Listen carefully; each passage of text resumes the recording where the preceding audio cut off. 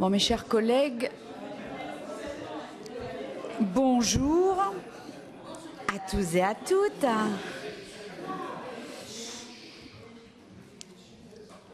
Alors, avant d'aborder le principal point de notre ordre du jour, je vous indique que j'ai décidé que notre commission se saisisse pour avis de la proposition de loi visant à redonner des perspectives à l'économie réelle et à l'emploi industriel déposée par messieurs Leroux et Brottes. J'ai reçu la candidature de monsieur Jean-Marc Germain pour être rapporteur pour avis. Il n'y a pas d'opposition. Il en est ainsi décidé. Nous en venons donc à l'ordre du jour. Je vous rappelle que notre commission a créé le 7 novembre dernier une mission d'information sur la santé mentale et l'avenir de la psychiatrie. Dans une première phase qui se clôt aujourd'hui, la mission d'information a choisi de concentrer ses travaux sur la question des soins psychiatriques sans consentement en raison de la décision du Conseil constitutionnel du 21 avril 2012 qui a déclaré non conformes à la Constitution deux dispositions issues de la loi que nous avons votée en 2011. Cette décision devrait conduire le législateur dans un calendrier contraint à remettre de nouveau l'ouvrage sur le métier.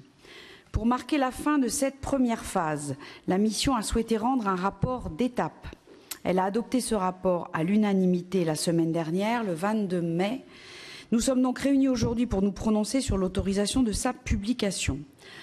Au-delà de ce rapport d'étape, la mission d'information devrait poursuivre ses travaux en abordant notamment l'organisation de l'offre de soins ou encore les conditions de prise en charge des patients. En attendant, je vous propose de laisser la parole à Jean-Pierre Barbier, qui est toujours président de cette mission. Et nous entendrons ensuite le rapporteur, toujours rapporteur, Denis Robillard. Monsieur le Président, vous avez la parole. Merci Madame la Présidente, mes chers collègues. Effectivement, la mission sur la santé mentale et l'avenir de la psychiatrie, dont j'ai repris la présidence seulement en avril dernier, a choisi de consacrer la première partie de ses travaux sur les soins et hospitalisations sans consentement. Je dirais que ça a été un choix, pour rester dans le thème, un choix sous contrainte, puisque vous l'avez rappelé, l'actualité du Conseil constitutionnel nous impose de réfléchir sur ce sujet, on va dire d'ici la fin du mois d'octobre. Je tiens à remercier monsieur le rapporteur et les membres de la commission pour le travail effectué et également pour l'accueil qu'ils m'ont réservé en cours de mission.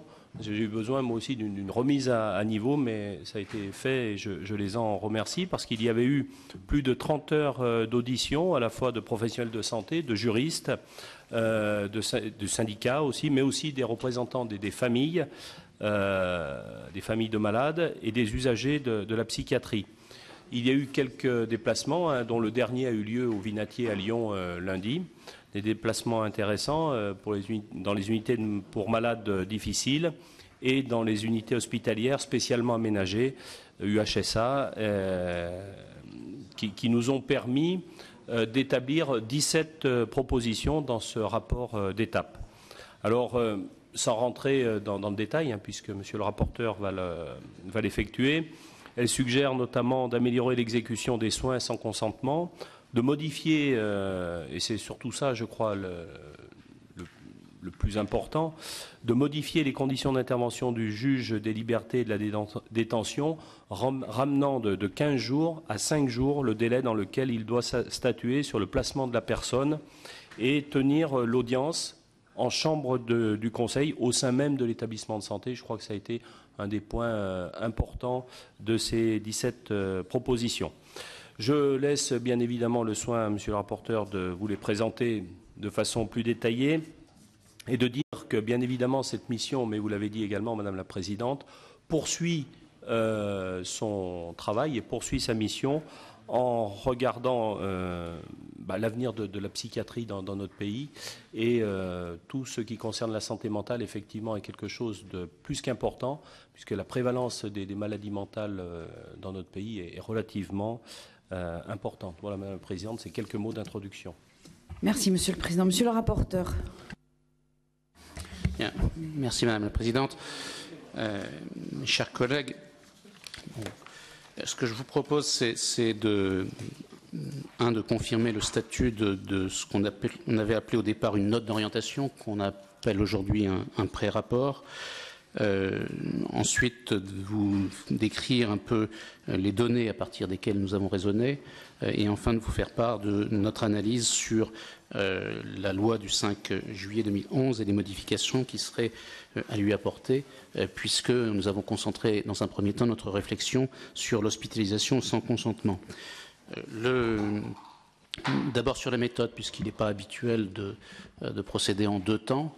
Simplement, on a une mission qui est extrêmement large, santé mentale et psychiatrie, et il nous semblait, et compte tenu de la décision du Conseil constitutionnel du 20 avril 2012, qui a annulé 2 dispositions de la loi du 5 juillet 2011, il nous a semblé pertinent de donner, au stade où nous en étions, l'état de nos réflexions sur l'hospitalisation sans contrainte, afin que ça puisse nous servir en tant que législateurs, si nous nous saisissions à travers une proposition de loi ou si nous étions saisis à travers un projet de loi d'une modification de la loi. Elle ne va pas de soi, puisque techniquement il serait possible de ne pas la modifier, mais puisque le Conseil constitutionnel a différé l'effet de sa décision au 1er octobre 2013, autant, puisque nous réfléchissions sur la question de la santé mentale, donner nos conclusions à ce propos en temps utile pour que nous puissions légiférer.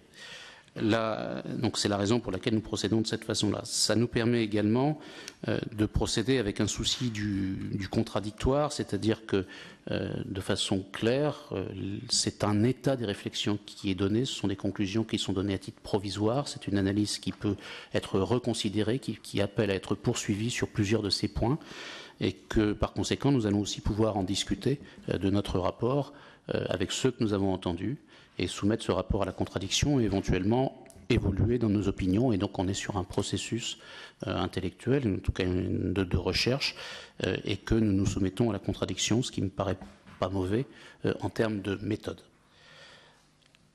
Le paysage est extrêmement un peu compliqué. D'abord, de façon claire, les maladies mentales ne sont pas des maladies orphelines. D'après le professeur Rouillon, qui est très connu et qui a établi un manuel de psychiatrie, un adulte sur 3 dans sa vie souffre d'une maladie mentale. Et quand on regarde les taux de prévalence pour les principales maladies mentales, ce sont des taux qui sont importants. Les psychoses, c'est 1%, les troubles bipolaires, 2%, les dépressions, 5%, les névroses, 7%, les anorexies, 2%, et il reste, mais qui sont cette fois-ci quantifiables en dessous d'1%, différentes maladies. Et la file active, c'est-à-dire le nombre de personnes sous traitement, est au total de 2 millions de personnes, 1 million sur des structures publiques et 1 million sur des soignants privés, cliniques ou psychiatres de ville. Et puis il y a une donnée qui est extrêmement frappante, qui est l'espérance de vie des malades mentaux, qui est, pour les maladies les plus graves, de 20 ans inférieure à l'espérance de vie moyenne, et qui est, pour l'ensemble des malades mentaux, toutes maladies confondues, de 15 ans inférieure.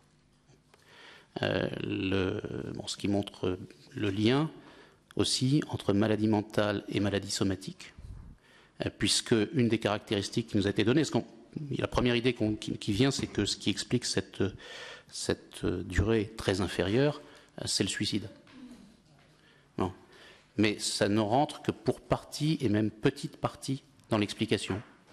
L'explication fondamentale, c'est un problème de soins somatiques. Alors, à la fois parce que le malade mental ne va pas identifier sa maladie somatique et ne va pas être en demande ou ne va pas se faire soigner, mais aussi parce que même quand il est hospitalisé, s'il est hospitalisé en psychiatrie, il va être soigné pour sa maladie mentale, mais plus difficilement pour les soins somatiques.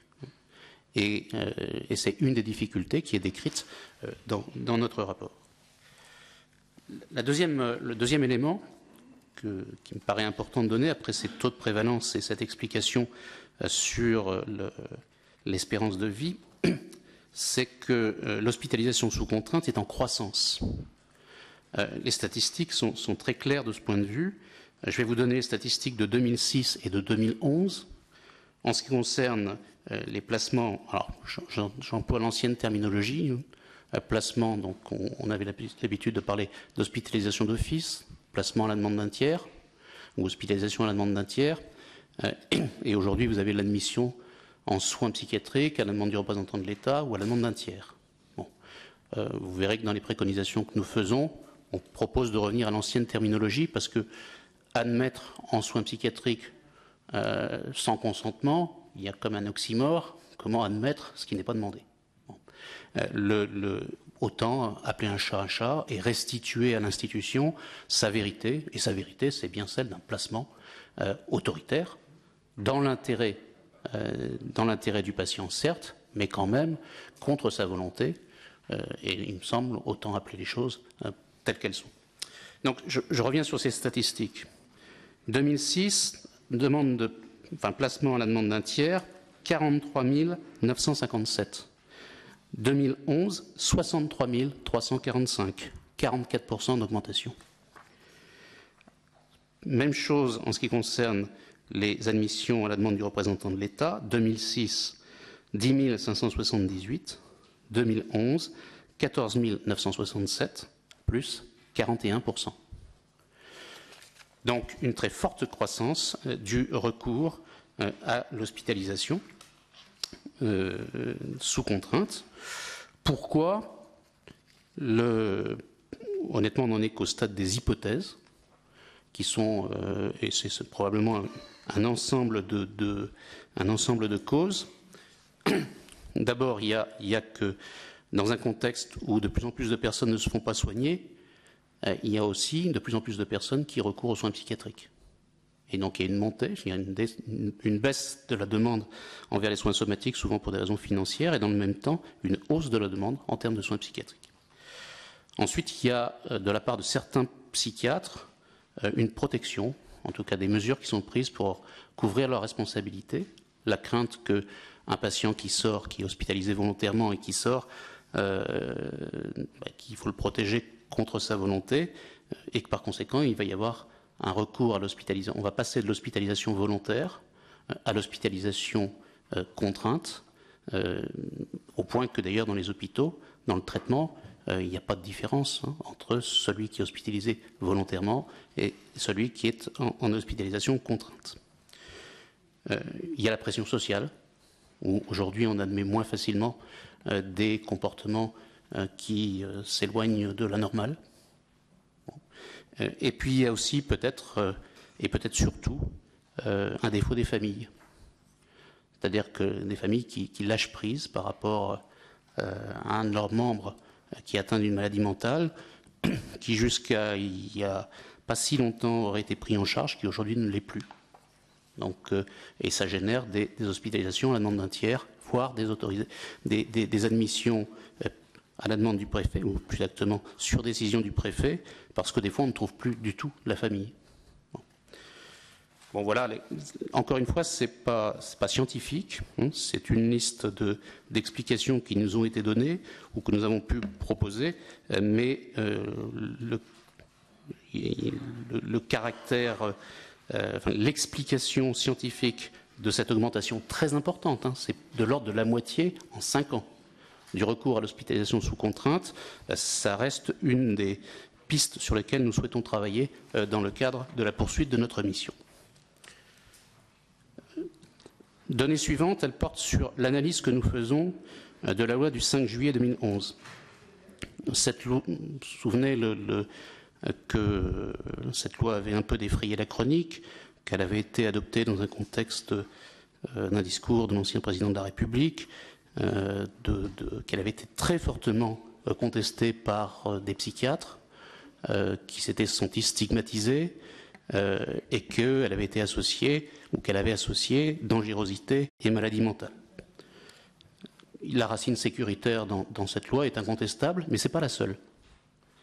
C'est-à-dire qu'en plus de cette racine, il y a une racine de liberté individuelle, puisque la loi qui a institué un contrôle juridictionnel systématique des hospitalisations sous contrainte faisait suite à une décision du Conseil constitutionnel du 26 novembre 2010 qui a exigé la mise en place, qui nous a obligés à mettre en place ce contrôle judiciaire systématique. Et ensuite, il y avait également une dimension de santé publique, à la fois dans le temps, Cette loi a été portée par le ministère de la Santé, par ses services, depuis plus de 4 ans. Elle était en préparation depuis 2007. Elle a été adoptée en 2011.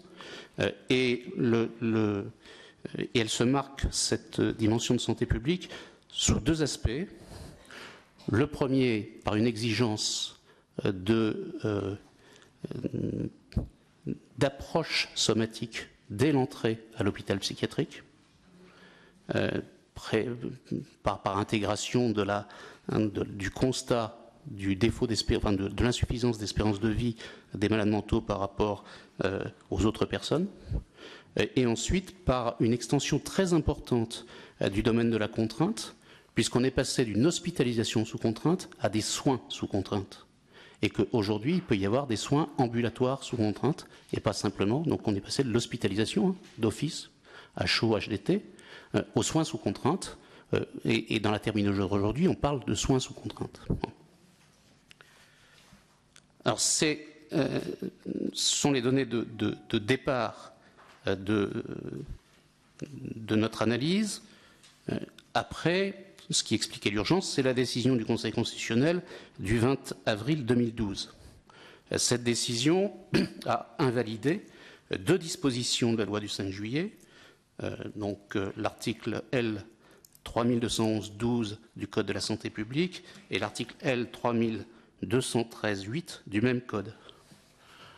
En allant très rapidement, pour ne pas faire un rapport trop long, en allant très rapidement,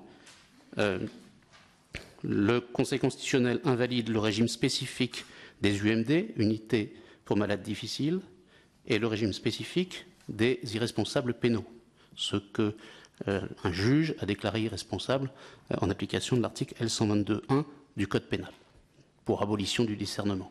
Bon.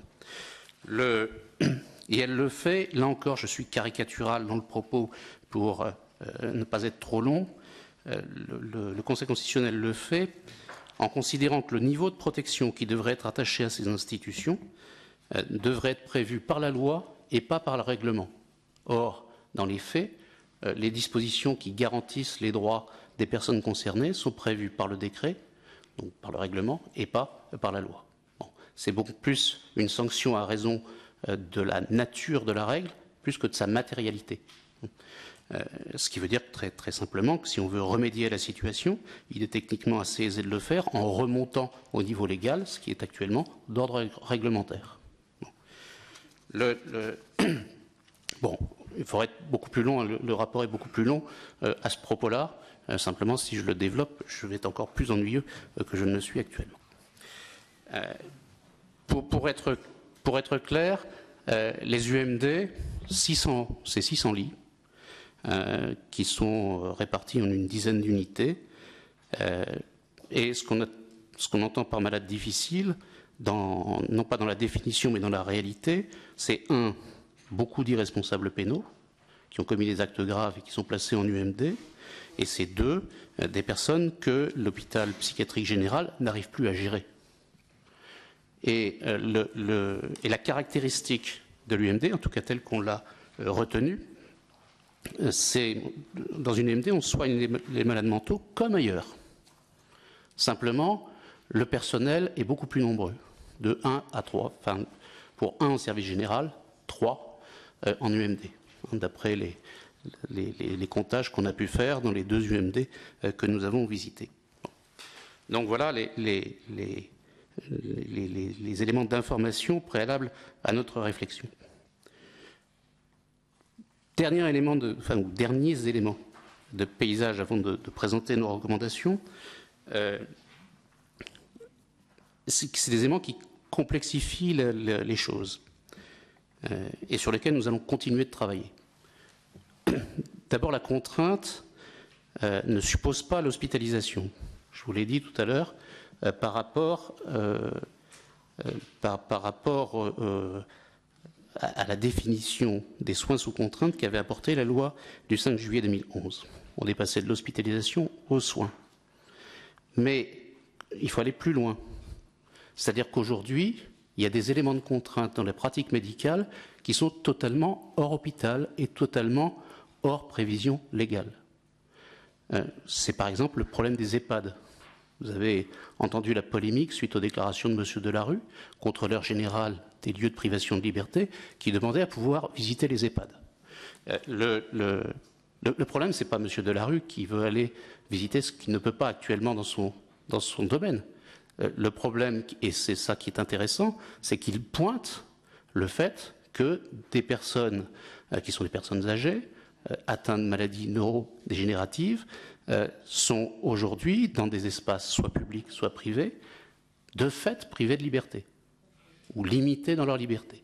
Bon. Et la question, c'est que fait-on? On est hors dehors de tout cadre juridique. Je ne dis pas qu'il faut faire quelque chose, mais je dis, en tout cas, le problème est posé. Il faut donc que nous travaillions et que nous puissions essayer de dégager des solutions de ce point de vue. Ça, c'est le premier point. Ensuite, il y a des questions spécifiques dans le cadre des placements volontaires, dans le cadre des placements d'office ou des placements à la demande d'un tiers. D'abord, il y a le problème des mineurs. Aujourd'hui, les mineurs, ils sont toujours en hospitalisation volontaire, libre, mais libre à la demande de leurs parents. Or, il y a des mineurs qui sont entre 16 et 18 ans, et là encore, on voit bien, ça a été soulevé par M. Delarue, et on l'a repris à notre compte, qu'il peut y avoir certaines difficultés. Il n'y a aucun contrôle judiciaire, puisque par définition, le mineur ne peut pas se représenter lui-même, donc il ne peut pas saisir le juge, et que par ailleurs, comme c'est un placement libre, en tout cas une hospitalisation libre, il n'y a pas de contrôle judiciaire systématique. Et ensuite, deuxième élément de contrainte dans la contrainte, c'est le problème de la contention. Contention, isolement, et dans la contention, on distingue habituellement contention physique, contention chimique. Là encore, il n'y a absolument aucun encadrement, et sans doute ne doit-il pas y en avoir. Mais il n'y a pas non plus de traçabilité en dehors du dossier médical. Et donc, pour le regard extérieur, qui peut simplement décrire ce qui se passe et attirer l'attention, faire des comparaisons, remettre en question, il n'y a pas les outils pour un regard extérieur qui puisse être utile sur ces pratiques. Bon, donc là encore, c'est un domaine sur lequel, alors, les auditions auxquelles nous avons procédé, tout le monde nous dit que c'est en augmentation, mais c'est du ressenti. C'est pas expliqué sinon par l'allégation d'une insuffisance de personnel, qui est probable, mais pas suffisante pour expliquer. Et là encore, un élément de doute très important vient du fait que, selon les établissements, c'est pratiqué ou ce n'est pas pratiqué. Certains établissements n'utilisent pas du tout la contention. Bon, donc voilà les éléments à partir desquels nous avons réfléchi. Alors, de façon plus... maintenant, en termes de propositions. Sur les questions qui sont soulevées par la décision du 20 avril 2012 du Conseil constitutionnel. Première solution, on ne légifère pas. C'est une hypothèse. Hein. Je vous explique le raisonnement qu'on mène. On ne légifère pas, pourquoi? Parce que techniquement, il n'y a pas besoin de légiférer. C'est-à-dire que les personnes, elles restent en hospitalisation sous contrainte. Simplement, il y a un droit commun de l'hospitalisation sous contrainte et aujourd'hui, il y a un droit spécial pour les patients en UMD et les patients qui ont été déclarés irresponsables pénaux. Bon. Et donc, techniquement, si le législateur ne fait rien et si aucune loi n'est adoptée avant le 1er octobre 2013 ou après le 1er octobre 2013, ben, il se passe simplement que tout le monde est sous un régime identique, qui est celui de l'hospitalisation sous contrainte sur décision du préfet ou à la demande d'un tiers. Mais il n'y a plus, il n'y a pas de régime spécifique. Donc techniquement, on pourrait parfaitement ne pas le faire. Deuxième hypothèse, on légifère. On légiférerait pourquoi? Et là, je crois qu'on est obligé de regarder de façon distincte le cas des UMD et le cas des irresponsables pénaux. Sur le cas des UMD, la proposition que nous faisons serait de ne pas légiférer. Pourquoi? Parce que fondamentalement, les UMD, ce sont des unités de soins intensifs. L'hospitalisation dans les UMD, la durée moyenne d'hospitalisation va de 125 à 245 jours. Mais ça veut donc dire qu'on en sort. Et dans ce cas-là, qu'est-ce qui se passe? On réintègre, c'est une obligation, on réintègre l'établissement d'où on est venu, l'établissement de secteur, qui s'engage à reprendre le patient à sa sortie de l'UMD. Ce que nous proposons, c'est de considérer que l'UMD, c'est bien un traitement médical spécifique, c'est-à-dire que c'est un malade mental qui est transféré dans une unité où il y a besoin d'un encadrement particulier, particulièrement nombreux, qui va le traiter et qui y arrive. Et puis qu'après, il réintègre son service général de psychiatrie. Bon. Et donc, de donner à l'UMD ce qu'elle est, sa dimension médicale, et puis après, de revenir au droit commun. Bon. Alors attention, hein, sur l'UMD, il faut être honnête, il y a à la fois ce dispositif de soins intensifs, mais il y a aussi une dimension carcérale qui est évidente. Quand vous êtes en UMD, vous ne vous trompez pas. Vous ne pouvez pas sortir. Hein. C'est extrêmement sécurisé. Mais, encore une fois, les critères d'admission, les modalités de traitement et les critères qui font que le psychiatre qui est en responsabilité de l'UMD propose la sortie de l'UMD sont purement médicaux. Ce sont des décisions exclusivement médicales. Donc, allons au bout de la logique. Et disons les choses telles qu'elles sont, ce sont des décisions médicales. Pourquoi mettre un statut administratif particulier à leur propos? Bon. Question des irresponsables pénaux. Sur les irresponsables pénaux, on pourrait adopter exactement la même logique. En disant, ils sont irresponsables pénaux, donc c'est un problème médical. Pourquoi mettre un statut particulier?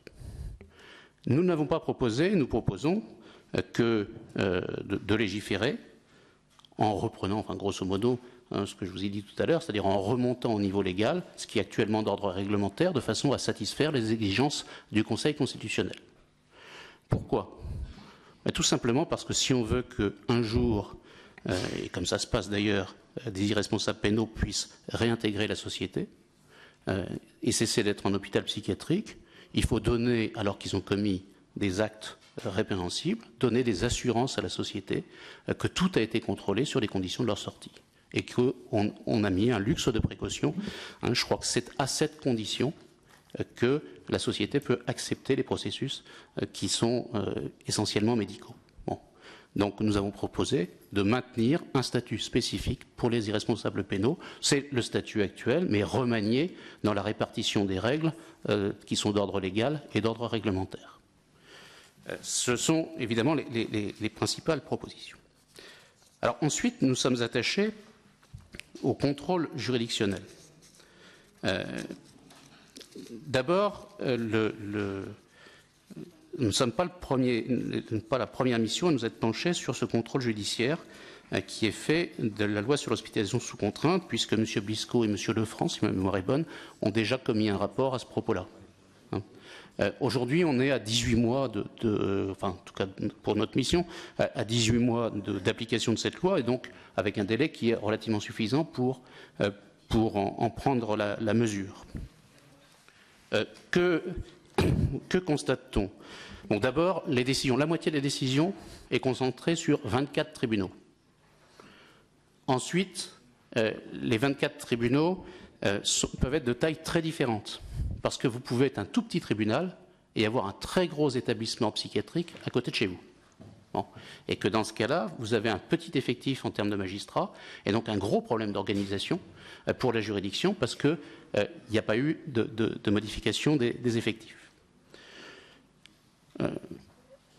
Ça, c'est le premier constat. Deuxième constat, c'est un constat que la justice s'est mobilisée pour appliquer la loi du 5 juillet 2011 dans des délais extrêmement brefs et avec, me semble-t-il, un grand succès, puisque les délais sont tenus, que les audiences sont tenues, qu'il n'y a pas de problème particulier. Il y a des problèmes de jurisprudence, etc., d'interprétation de la loi, mais il n'y a pas de problème particulier qui a été établi. Alors, maintenant, quels sont les points de difficulté? Premier point de difficulté, c'est quel est l'auteur de la décision en matière d'hospitalisation sous contrainte? Certains remettent en cause le rôle du préfet. Je passe très vite dessus puisque nous proposons de poursuivre la réflexion à ce propos. pour l'instant, il ne nous semble pas si évident que ça de sortir le préfet du jeu. Et j'attire votre attention sur le fait qu'en matière d'hospitalisation sous contrainte, il ne faudrait pas que le préfet cache la réalité, c'est-à-dire que le préfet prend un quart des décisions, mais les 3/4 des décisions restantes sur les hospitalisations à la demande d'un tiers sont prises par le directeur d'établissement hospitalier. Un quart, 3/4. Donc, on continuera notre réflexion dans le cadre de la mission à ce propos-là, et on s'est donc focalisé non plus sur l'auteur de la décision, mais cette fois-ci sur le contrôle judiciaire. Quel est le délai de saisine? Actuellement, pour qu'une décision administrative d'hospitalisation sous contrainte produise ses effets, il faut qu'elle soit validée par un juge dans les 15 jours de sa date. Le juge, c'est celui des libertés de la détention. Pourquoi 15 jours? Parce que c'était la décision du Conseil constitutionnel qui exigeait que ce soit dans ce délai-là. Et donc, le législateur l'a mis au délai maximal. Sauf que 15 jours, c'est à la fois relativement bref pour un délai judiciaire, mais c'est relativement long si vous êtes hospitalisé contre votre gré dans un hôpital et qu'en plus, par hypothèse, vous n'auriez rien à y faire. Bon. Ça, c'est la première chose. Ensuite, tous les médecins que nous avons entendus nous ont dit qu'au bout de 72 heures, ils savaient à quoi s'en tenir en ce qui concerne le patient, c'est-à-dire qu'ils pouvaient poser leur diagnostic et définir un programme de soins. À partir de ce moment-là, pourquoi attendre? Et donc, on peut raccourcir le délai de saisine du juge, et nous proposons que ce délai passe de 15 jours à 5 jours. Bon, honnêtement, on verra aussi avec les contraintes judiciaires, on peut peut-être accepter que ce soit à 8 jours, mais le délai de 15 jours, s'il a été choisi pour satisfaire les exigences constitutionnelles, on peut le raccourcir. Je pense qu'au niveau judiciaire, c'est gérable, puisqu'on va passer en une fois, évidemment, il y aura un coup d'accordéon, comme on dit, pour passer de 15 jours à 8 jours, et après ça pourra se faire. Deuxième question, où se passe l'audience? Où se passe l'audience? Actuellement, dans un tiers des cas, l'audience se passe à l'hôpital, comme la loi en prévoit la possibilité. Dans les 2 tiers des cas restants, ça se passe au palais de justice. À une exception près, toutes les auditions auxquelles nous avons procédé nous disent qu'il est important que les audiences se passent à l'hôpital. Pourquoi? D'abord parce que le malade mental, quand il est vraiment malade, il ne comprend pas pourquoi on l'emmène devant un juge. Et pourquoi on l'emmène à un palais de justice, où il va se retrouver, parce que c'est la clientèle, passez-moi l'expression, des juges des libertés de la détention, à côté de personnes qui sont entre 2 gendarmes ou entre 2 policiers. Bon. Donc ça, c'est le premier point, donc de compréhension des choses. Nous avons reçu le témoignage d'une greffière du Puy-en-Velay qui a vécu les 2 types d'audience, au palais de justice et à l'hôpital, et qui nous a dit que la qualité de l'audience, c'était pour les patients avec qui elle discutait, parce que les greffiers ne parlent pas mais ils discutent, que la qualité de l'audience s'était très considérablement améliorée, et que les décisions étaient beaucoup mieux comprises depuis que les audiences avaient lieu à l'hôpital. Alors, il ne s'agit pas, évidemment, que ce soit dans n'importe quelles conditions. Il s'agit qu'il soit très clair qu'on est dans une audience, qu'on est dans une salle judiciaire, et puis qu'on a quitté intellectuellement l'hôpital, même si on est dans son enceinte, que l'indépendance de la justice doit être préservée dans ses formes. On sait bien que c'est très important la forme, mais néanmoins, il nous paraît important que l'audience ait lieu par principe à l'hôpital. Si le juge en décide autrement, mais dans ce cas-là, il pourra toujours se transporter au palais de justice. La loi prévoit la possibilité de visioconférence. Il y a une quasi-unanimité pour dire qu'en matière de santé mentale, c'est une aberration. Et que quand vous avez des personnes qui, des fois, reçoivent des instructions ou entendent des voix à travers la télévision, c'est vraiment pas à préconiser. Alors, bon. Donc, nous préconisons qu'il n'y ait pas de visioconférence, sauf cas de force majeure, hein, l'hôpital où il y a des intempéries telles que le déplacement du juge n'est pas possible, ni celui du patient. Problème de la publicité de l'audience. La publicité, c'est une garantie essentielle d'une audience et que ça fait partie du procès équitable. Sauf que, qu'est-ce qui se passe actuellement? C'est que le public de l'audience, c'est souvent les autres malades mentaux. Et que ça ne paraît évidemment pas souhaitable. et que, de ce point de vue, nous préconisons d'en revenir, de renverser le principe, c'est-à-dire que les audiences aient lieu en chambre du Conseil, comme c'est le cas pour le juge aux affaires familiales. Après tout, on est dans des affaires où on peut faire des comparaisons et que, par ailleurs, cette règle-là permettrait de mieux protéger le secret médical. Bon, ce sont les principales mesures, parce qu'après, il faudrait que je les énumère toutes, et je ne vais pas le faire, mais il y a un dernier élément que nous avons ajouté, c'est le rôle de l'avocat, ou plus exactement, c'est la présence de l'avocat. Elle est quasi systématique, mais juridiquement, le malade mental peut y renoncer. Et voilà donc un malade mental qui, par hypothèse, puisqu'il est en hospitalisation sous contrainte, n'est pas en situation de consentir à ses soins, mais qui serait en situation de renoncer à son avocat. On voit bien que, pour le coup, il y a une difficulté et qu'il nous semble qu'on doit imposer la présence de l'avocat. Après, les avocats ont l'habitude de gérer ces situations-là, c'est ce qu'on appelle les avocats taisants, quand ils ont le sentiment que leur client, puisque pour l'avocat, le patient est un client, que leur client ne peut pas leur donner l'instruction ou ne veut pas de leur présence, ils se taisent. Mais ils sont là, à disposition, ils peuvent conseiller, ils peuvent lire la procédure, etc. Bon. Donc voilà les principales mesures en ce qui concerne le contrôle judiciaire. La dernière mesure qui me paraît très importante, c'est celle sur les sorties d'essai.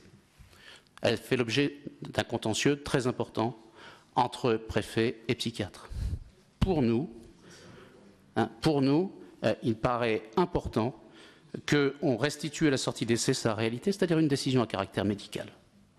Et que, dans le cadre d'une hospitalisation sous contrainte, ces sorties puissent avoir lieu sous la responsabilité pleine et entière du psychiatre. Les psychiatres ne sont pas des irresponsables, ils font attention à ce qu'ils font, et il nous semble que de ce point de vue, il est possible d'abandonner l'autorisation administrative en la matière. Bon, voilà l'ensemble des préconisations que nous avons faites. Bon, encore une fois, c'est très résumé, puisqu'il y en a 17, et que je me suis gardé de les énumérer une par une. Je vous remercie de votre attention. Merci, monsieur le rapporteur. Oui, j'avais oublié de préciser que le président avait pris cette mission en route et que je félicite son accélération à rentrer dans cette mission. Bon, c'est une mission, je pense, importante, même si c'est qu'un bilan d'étape. On voit bien déjà le travail fourni. C'est un sujet brûlant, un sujet poignant dans notre société. Vous l'avez rappelé, beaucoup de nos concitoyens ont ce type de pathologie. Nos proches, nous-mêmes, pouvons un jour l'être, ou nous le sommes sans forcément le savoir. Je le dis, et sans ironie et sans humour du tout. Et donc, je salue le travail qui a déjà été fait pour arriver à ce bilan d'étape. Vous disiez en introduction, monsieur le rapporteur, et vous aviez raison, ce ne sont pas des maladies orphelines, bien sûr. Elles ont chacune une définition médicale bien connue. Sauf que, à vivre ces maladies-là, elles sont toutes individuelles, quelque part, dont la prise en charge doit être très ciblée. Donc, j'ai bien lu vos 17 préconisations avant de donner la parole à mes collègues. Il y a une des préconisations qui me parle, c'est le fait que le juge des libertés vienne sur le lieu d'hospitalisation et que ce ne soit pas l'inverse, puisque dans certains endroits, ça crée vraiment des catastrophes humaines, hein, de se retrouver pour des gens atteints potentiellement de maladies psychiatriques, de se retrouver dans un tribunal, et ça a été très justement dit par vous, monsieur le rapporteur, se retrouver à côté de délinquants ou potentiellement délinquants et se demandant ce qu'ils faisaient là, ce qui n'a rien pour arranger leur cas, ou en tout cas leur mal-être ou leur pseudo-mal-être ou bien-être. Bon, voilà, c'était les réflexions que je voulais faire. Vos préconisations, moi, me vont bien, si je puis dire. Maintenant, je vais laisser la parole au groupe. Donc, pour le groupe SRC, monsieur Sebaoun, pour 5 minutes. Oui, merci, Madame la Présidente. Membre de la mission, moi, je tiens à saluer effectivement la qualité des travaux qui y sont menés, hein, avec le nouveau président et Denis Robillard, qui est notre rapporteur et qui nous a beaucoup apporté sur le plan juridique. Quand on entre, me semble-t-il, dans une mission comme celle-là, on entre avec beaucoup d'ignorance et 2 types de préjugés. Le premier, sur la maladie mentale et les personnes atteintes de troubles mentaux, nous avons tous des constructions qui sont heureusement déconstruites par les rapports que nous avons avec les professionnels que nous rencontrons et les échanges que nous pouvons avoir, et aujourd'hui le point d'étape en témoigne. Le second, c'était le rapport que que nous avions, en tout cas que les parlementaires ici qui l'ont vécu, ont pu avoir sur la loi du 5 juillet elle-même. Elle a donné lieu à discussions, débats, polémiques même, sur sa naissance. Le rapporteur l'a dit, après des faits dramatiques et une parole présidentielle, alors même que cette loi avait été préparée, était très attendue, puisqu'elle faisait suite à une loi de 90, donc une loi ancienne. Et en relisant l'exposé des motifs de la loi, au-delà de la polémique, on ne peut qu'être d'accord avec la majorité d'entre eux. Je les cite: lever les obstacles à l'accès aux soins et garantir leur continuité, qui peut être contre, adapter la loi aux évolutions des soins psychiatriques et des thérapeutiques, améliorer le cadre juridique de la prise en charge, renforcer le droit des personnes et respecter leurs libertés individuelles. Là où le bas blessait, c'était les phrases qui disaient l'amélioration du suivi des patients pour leur sécurité et celle des tiers, et les mots étaient choisis, dont l'aménagement est exigé par la consécration de la pratique des soins en dehors de l'hôpital, améliorer la surveillance de certains patients susceptibles de présenter un danger pour autrui afin de contribuer à rendre la société plus accueillante et tolérante vis-à-vis de l'ensemble des personnes présentant un trouble mental. On voyait bien là qu'il y avait une difficulté à consacrer la personne atteinte d'un trouble mental pour ce qu'elle est, c'est-à-dire en clair, comme nous l'a répété le professeur Rouillon de Sainte-Anne, pas plus dangereuse que le commun des mortels. Et c'est là que s'est concrétisée cette difficulté entre la parole présidentielle qui a prévalu à la loi et l'écriture de la loi. Et heureusement, le travail d'audition et la qualité vraiment du rapporteur a apaisé nos craintes sur l'application de la loi. Les préconisations du pré-rapport visent, comme il l'a dit, je ne reviendrai pas sur ce sujet, à répondre essentiellement à la censure du Conseil constitutionnel et en aucun cas à déconstruire la loi.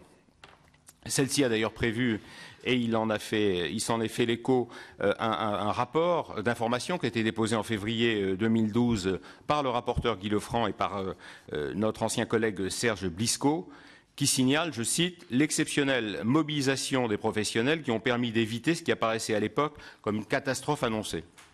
Et d'ailleurs, sur les 8 propositions qui sont faites par le rapport Lefranc-Blisco, 4 figurent aujourd'hui dans la mission et dans les préconisations du rapporteur. Je crois qu'on peut tous être d'accord sur un élément.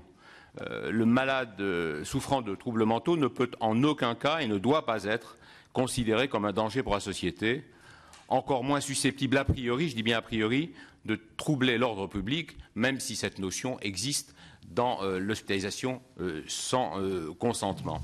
Je veux dire un mot sur ce qui va venir après ce pré-rapport que nous a présenté Denis Robillard, c'est-à-dire les travaux qui se poursuivent en abordant tout le champ de la santé mentale et la spécificité de la psychiatrie dans sa mission de santé publique, avec la volonté, je crois, de nourrir peut-être les prochains PLFSS, voire la future loi de santé publique.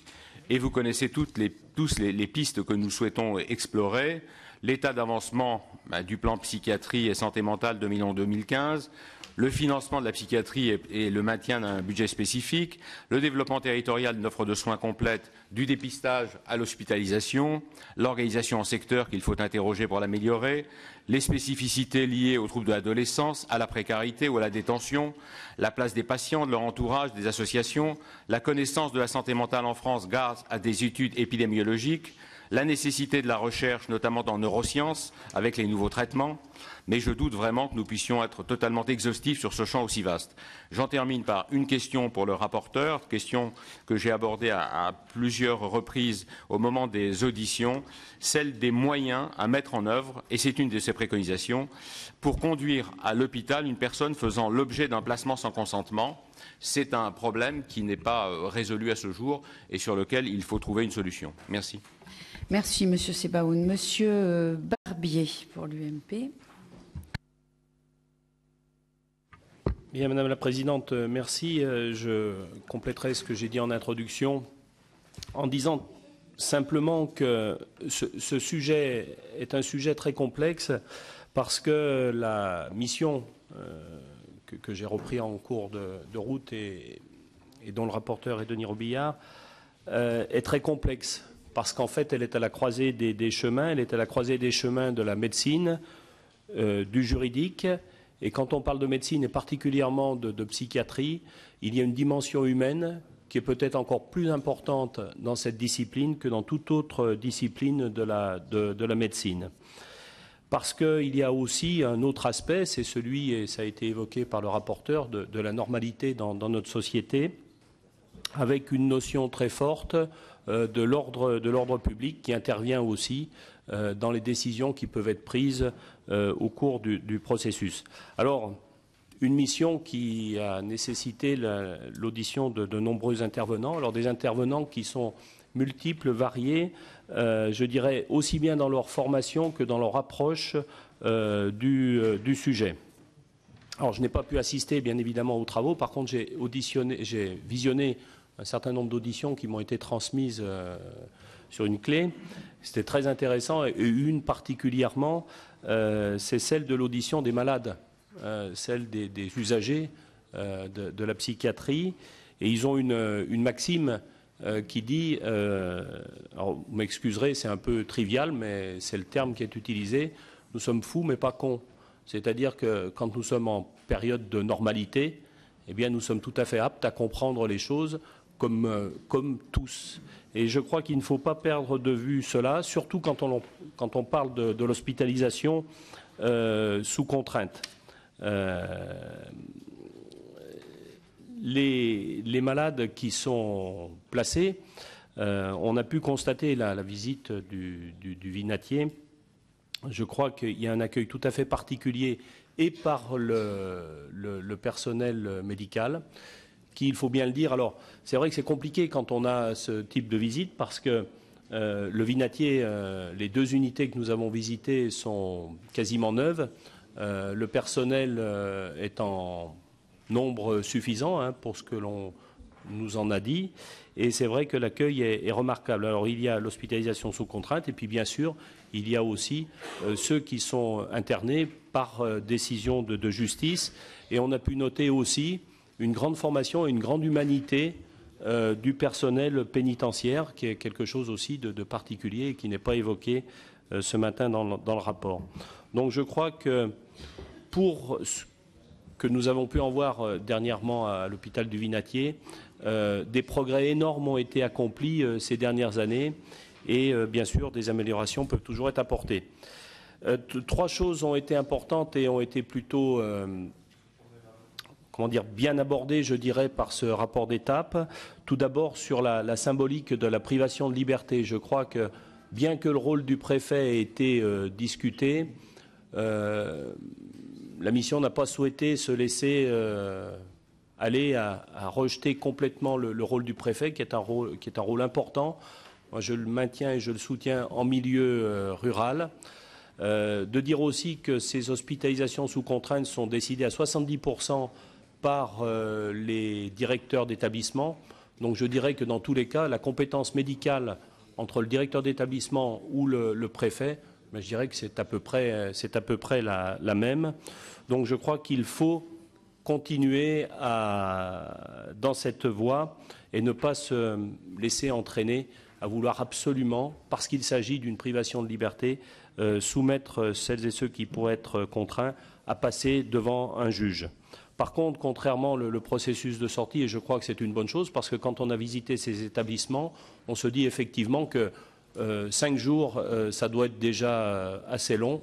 Et donc, si l'on peut ramener le délai à 5 jours, si les moyens mis en place par la justice sont suffisants, eh bien effectivement, de ramener ce délai à 5 jours serait une très bonne chose pour les malades, avec quand même une question qui se pose et qui doit être aussi posée, c'est celle de la relation, à mon sens, entre le diagnostic du médecin, l'appréciation du juge et de l'avocat, parce que là aussi, eh bien, il peut y avoir conflit, même si les médecins nous ont confirmé que cela était tout à fait exceptionnel.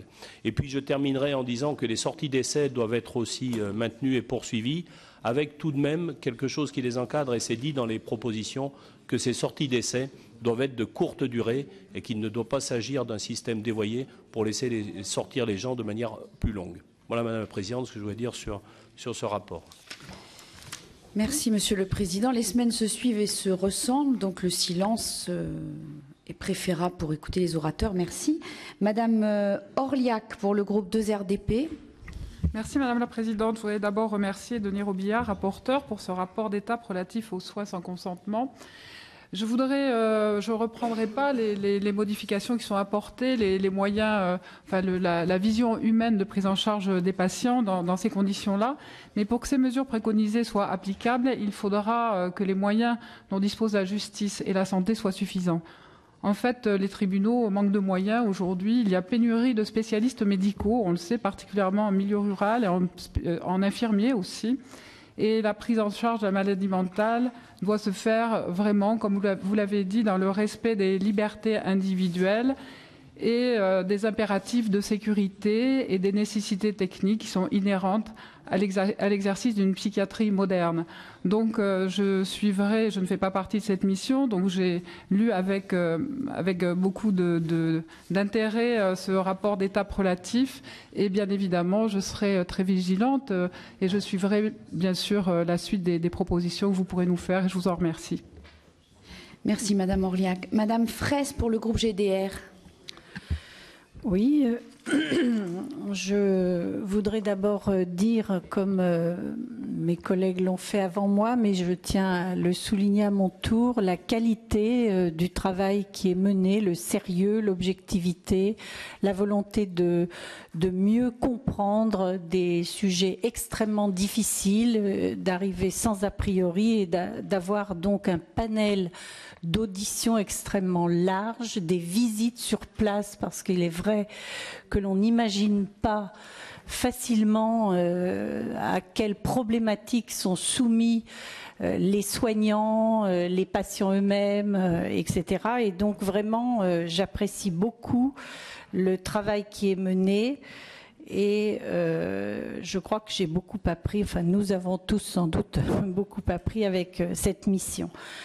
Je crois qu'il y a quelque chose de très difficile pour nous, évidemment, notamment, c'est la difficulté de résoudre les problématiques de soins qui sont imposées pour protéger les patients eux-mêmes et l'entourage autrui, et le respect de la personne humaine et de sa liberté pour éviter tout débordement. Alors évidemment, la loi du 5 juillet 2011 a introduit quelque chose de très important, le juge, et ça, personne, enfin ou plus exactement tout le monde confirme que c'est une très bonne disposition, même s'il y a eu quelques difficultés à l'appliquer. Je ne reviens pas sur les préconisations qui ont été faites par notre rapporteur qui sont partagées, effectivement. Et je souligne à mon tour la nécessité, évidemment, de dégager des moyens, parce que on ne peut pas ajouter des tâches sans donner les moyens de les accomplir. La loi du 5 juillet a été adoptée dans un contexte sécuritaire extrêmement détestable. Je me souviens du discours d'Antony, du président de la République, qui avait, dans le monde médical, soulevé, il avait stigmatisé les soignants, les médecins, les personnels, et évidemment, ça a beaucoup pollué le contexte dans lequel cette loi a été adoptée. Moi, je voudrais redire, et on l'a mesuré lors de nos rencontres, à quel point les soignants sont hautement responsables, conscients de leur rôle et de leur responsabilité. Ils sont profondément humains, ça a été dit. Ils sont formés et ils réclament d'ailleurs une amélioration de la formation. Et il souligne aussi, je veux le dire, la nécessité de progresser dans la recherche. Ils nous ont dit où ils en étaient, quelles étaient leurs pistes de recherche, et ils ont besoin de moyens pour que l'on avance dans le traitement de la maladie mentale. Alors, au sujet des préconisations, je ne dirai rien de plus parce que le rapporteur a bien, je crois, synthétisé nos propositions qui font consensus. Je m'arrêterai un instant pour terminer sur les sorties d'essai. parce qu'elles ont fait l'objet, notamment lors de la loi de 2011, de beaucoup de débats.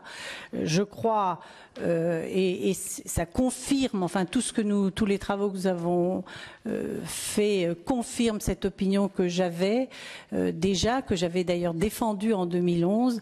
Les sorties d'essai doivent être sous la responsabilité des médecins parce qu'elles ont un caractère médical, elles font partie du parcours thérapeutique d'un patient et elles sont encadrées par les médecins et je crois que c'est la bonne voie.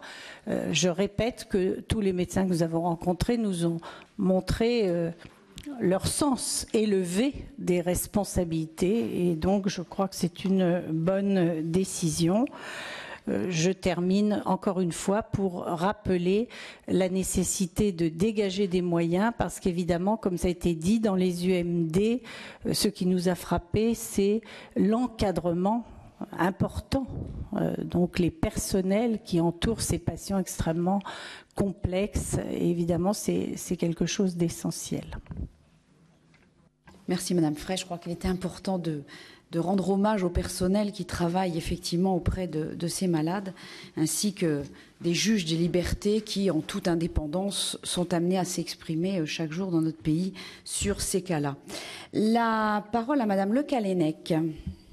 Oui, merci Madame la Présidente. 2 millions de personnes, vous l'avez rappelé, qui sont sous traitement, c'est-à-dire... c'est montrer à quel point cette question de la santé mentale appelle notre attention. Je reviendrai sur quelques-unes des 17 préconisations sur lesquelles j'ai des questions très simples et très concrètes. Sur l'intervention du préfet, il est évoqué l'idée de poursuivre la réflexion sur les personnes compétentes pour décider d'une hospitalisation sous contrainte. Vous avez parlé bien sûr des médecins psychiatres. Le préfet, quelles pourraient être ces personnes compétentes autres. Vous avez évoqué très rapidement l'hospitalisation des mineurs, avec l'idée aussi de poursuivre la réflexion. Est-ce que les mineurs représentent une part importante des hospitalisations sans consentement aujourd'hui? Améliorer la formation des magistrats. Est-ce que les magistrats sont les seuls dont il faut améliorer la formation sur les soins en unité psychiatrique? Les médecins de famille, les médecins généralistes sont aussi un des acteurs. Donc, est-ce qu'il est question, je ne sais pas, dans le cursus des futurs médecins, d'avoir une sensibilisation à cette question de la santé mentale? Et sur l'information des malades, vous avez dit vous-même que c'était parfois des malades qui pouvaient avoir des difficultés particulières, donc information des malades et peut-être de leur famille également, puisqu'on voit bien quand on en rencontre que les familles sont très démunies par rapport à la maladie.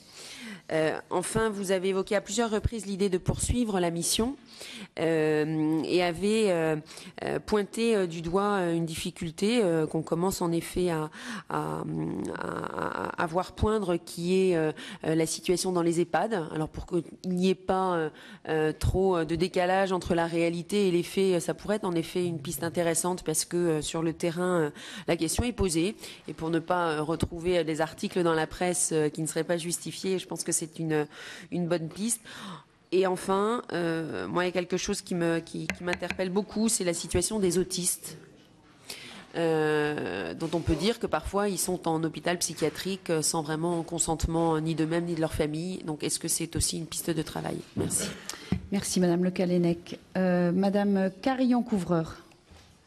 Oui, merci, Madame la Présidente. À mon tour, je voudrais féliciter et remercier le rapporteur pour les travaux qu'il vient de nous présenter, que nous avions évidemment découverts et suivis, mais je voudrais revenir sur quelques points parce que ces travaux qui ont été effectivement conduits tout au long de ces auditions ont répondu à une attente assez forte.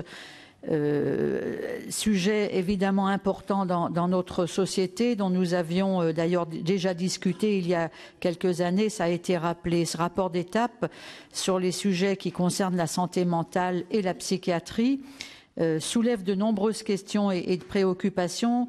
exprimée d'ailleurs par les personnes auditionnées et toutes celles qui nous ont aussi sollicité entre les auditions.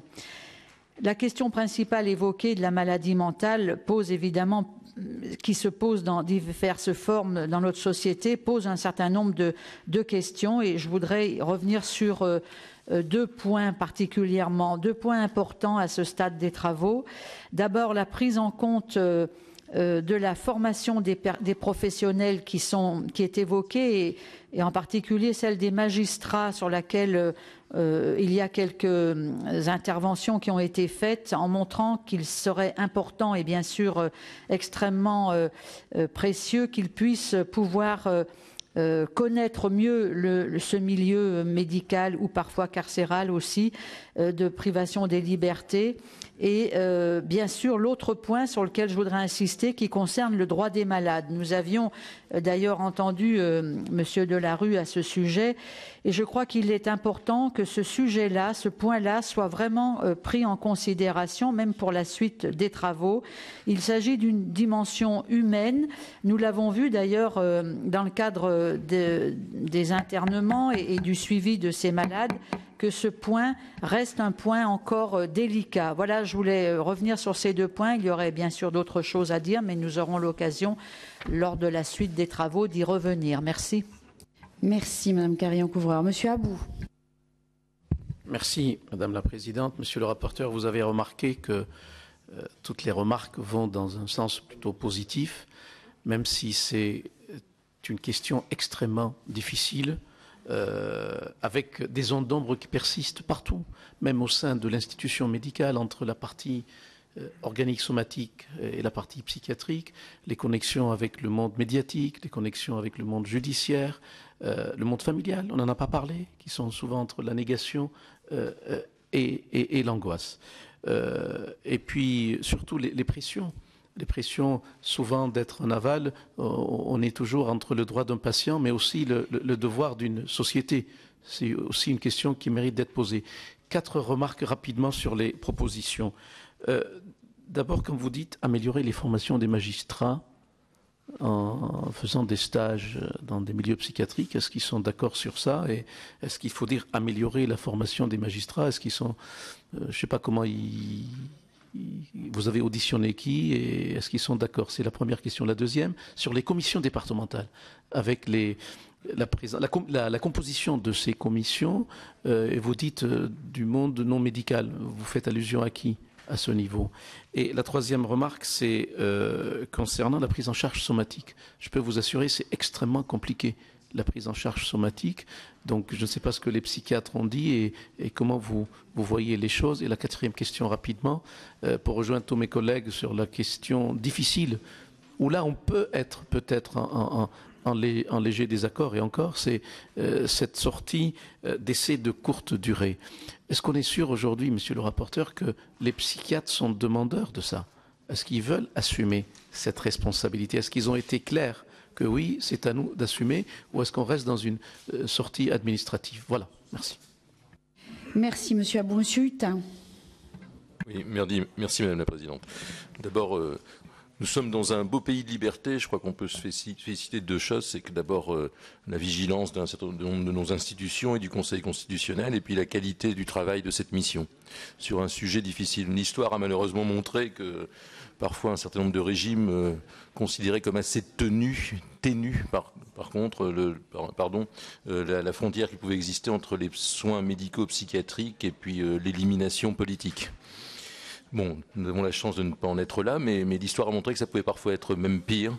J'ai relu la vie de l'abominable docteur Karl Brandt des années 30, mais quelques années avant, tout se passait bien en Allemagne avec la République de Weimar, et sur des bases légales psychiatriques, on est parti dans des délires profonds, et je crois qu'il faut toujours s'en rappeler, même si ça peut paraître excessif dans le monde dans lequel nous vivons aujourd'hui. Je pense que la réflexion de Martine Carillon-Couvreur sur la volonté du contrôleur des lieux de privation de liberté d'aller un peu plus loin me semble justifiée, mais je voudrais avoir l'avis du rapporteur à ce sujet, dans la mesure où on parle de temps en temps de marchandisation du corps dans cet hémicycle, mais il va y avoir une marchandisation du corps, voire même des esprits, et avec la multiplication, le vieillissement de la population et des difficultés, et un certain nombre d'événements, d'enquêtes même en cours, ont montré qu'un certain nombre de lieux privés, souvent, malheureusement, n'étaient pas adaptés, voire extrêmement coercitifs pour des malades qui étaient en fait des clients. Et je pense que peut-on étendre, pourquoi pas, aux parlementaires la possibilité de visite de ces lieux qui restent des lieux de privation de liberté? Ça me semblera assez logique. Enfin, je terminerai rapidement en disant qu'il faut penser aussi à l'intrication qui existe entre le monde carcéral et la psychiatrie. Il y a un bon nombre de détenus qui sont considérés comme psychiatriques et qui ne sont pas diagnostiqués. La médecine carcérale, en particulier la médecine psychiatrique, me semble sous-dotée et nettement sous-dotée, et peut-être l'avis du rapporteur sur une éventuelle prolongation de la mission dans ce domaine. Merci, Madame la Présidente. Merci, Monsieur Hutin. Madame Poletti. Merci, Madame la Présidente. Je voudrais d'abord féliciter le rapporteur parce que franchement c'est un sujet complexe, difficile et bien sûr éminemment humain, et approfondir ces sujets, je pense, mérite la reconnaissance de l'ensemble de vos collègues et sur tous les bancs. Vous parlez d'une file active de 2 millions de personnes. Bon, ça paraît effectivement important, et en plus une augmentation de près de 50% des hospitalisations sous contrainte. Vous rattachez ça à la problématique de demande de soins et de couverture de responsabilité. Moi, j'aurais une première question à vous poser par rapport à ça. C'est, y a-t-il une spécificité de la psychiatrie française? Est-ce que il ne serait pas intéressant de se rapprocher, parce que si j'ai bien compris, l'analyse psychiatrique est différente en fonction des cultures et des pays. Est-ce qu'il ne serait pas intéressant de se rapprocher de ce qui est fait dans ce domaine-là des autres pays? On voit dans le domaine simplement psychologique que le comportement des Français est différent d'autres pays, notamment dans l'absorption des médicaments psychotropes, où on est particulièrement consommateur en France. Et est-ce qu'on peut y trouver un lien, d'ailleurs, à ce niveau-là, entre ce qui se passe au niveau psychiatrique et ce qui se passe au niveau psychologique? Je voudrais aborder une première question, c'est celui des infirmiers et infirmières diplômés d'État qui travaillent dans les établissements, puisque depuis, je crois, 1992, il n'y a plus de formation spécifique infirmier psychiatrique, et les infirmiers réclament une formation Master 2 pour pouvoir travailler sur la psychiatrie. Donc j'aimerais savoir de quelle manière vous abordez ce sujet-là. Et sur les problèmes des contraintes, les infirmiers psychiatriques soulèvent la problématique du déplacement du patient vers le tribunal, pour les raisons qui ont été évoquées par la présidente, mais aussi parce que, étant en nombre insuffisant dans les établissements, pendant que eux se déplacent, on est effectivement obligé de placer les patients sous contrainte physique, puisqu'ils sont insuffisamment nombreux sur place pour assurer la sécurité et l'encadrement des patients.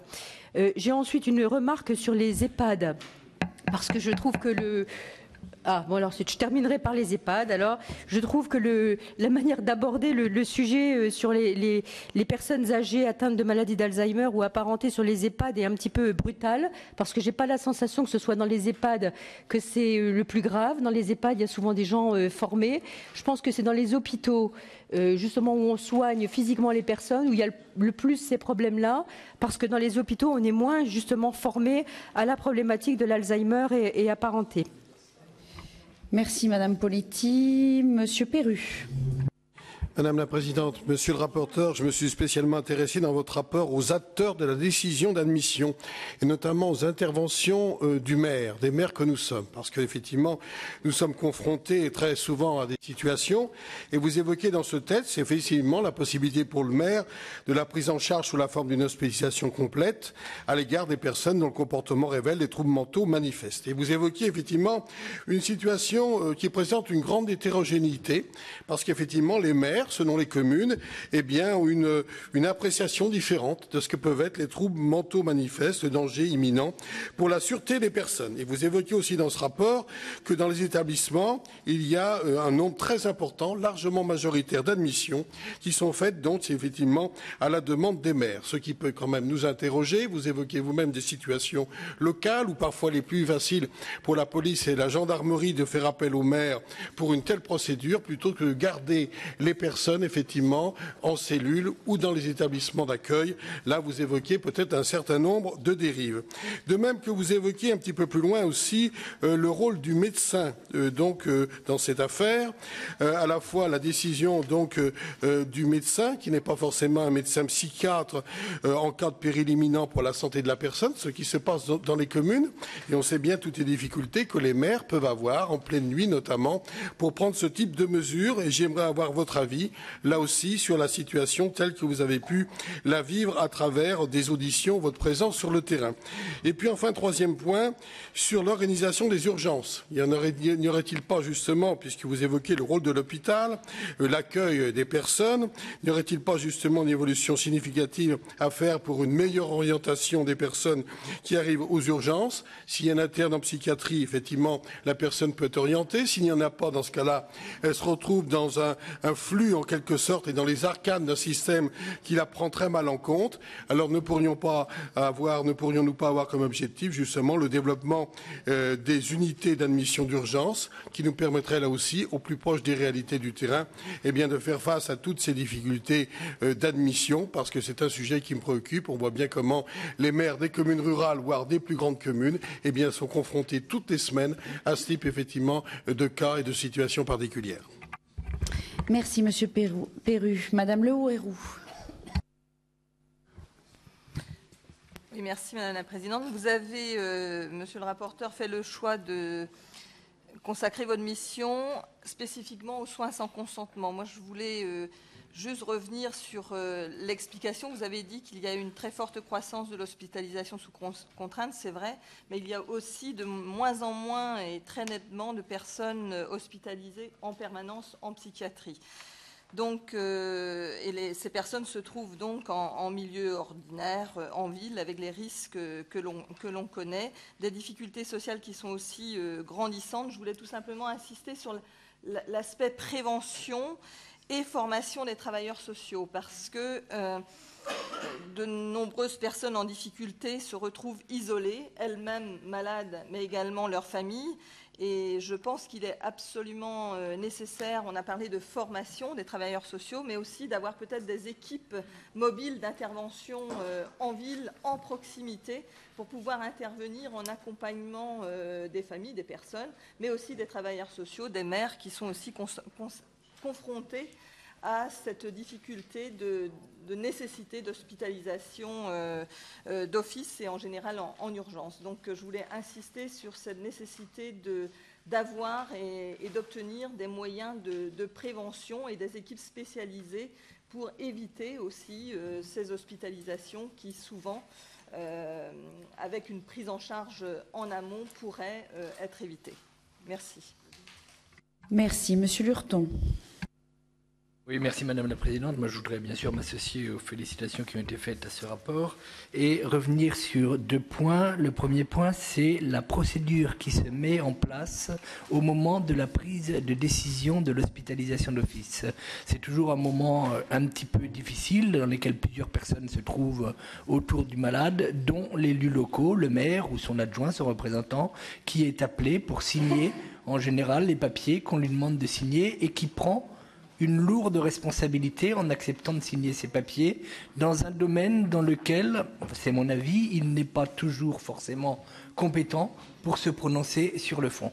Et moi, j'ai été confronté à des situations extrêmement difficiles dans lesquelles j'ai dû prendre la décision d'hospitalisation et cette décision, au moins une fois, a pu être remise en cause parce que je n'avais pas forcément eu les bons conseils pour pouvoir signer les papiers qu'on me demandait de signer, avec toujours cette menace de dire si vous ne signez pas, il peut se passer un trouble à l'ordre public, il peut se passer dont vous pouvez être responsable. Le deuxième point sur lequel je voulais vous revenir, c'est la sortie d'essai que vous avez abordée, monsieur le rapporteur, à la fin de votre présentation.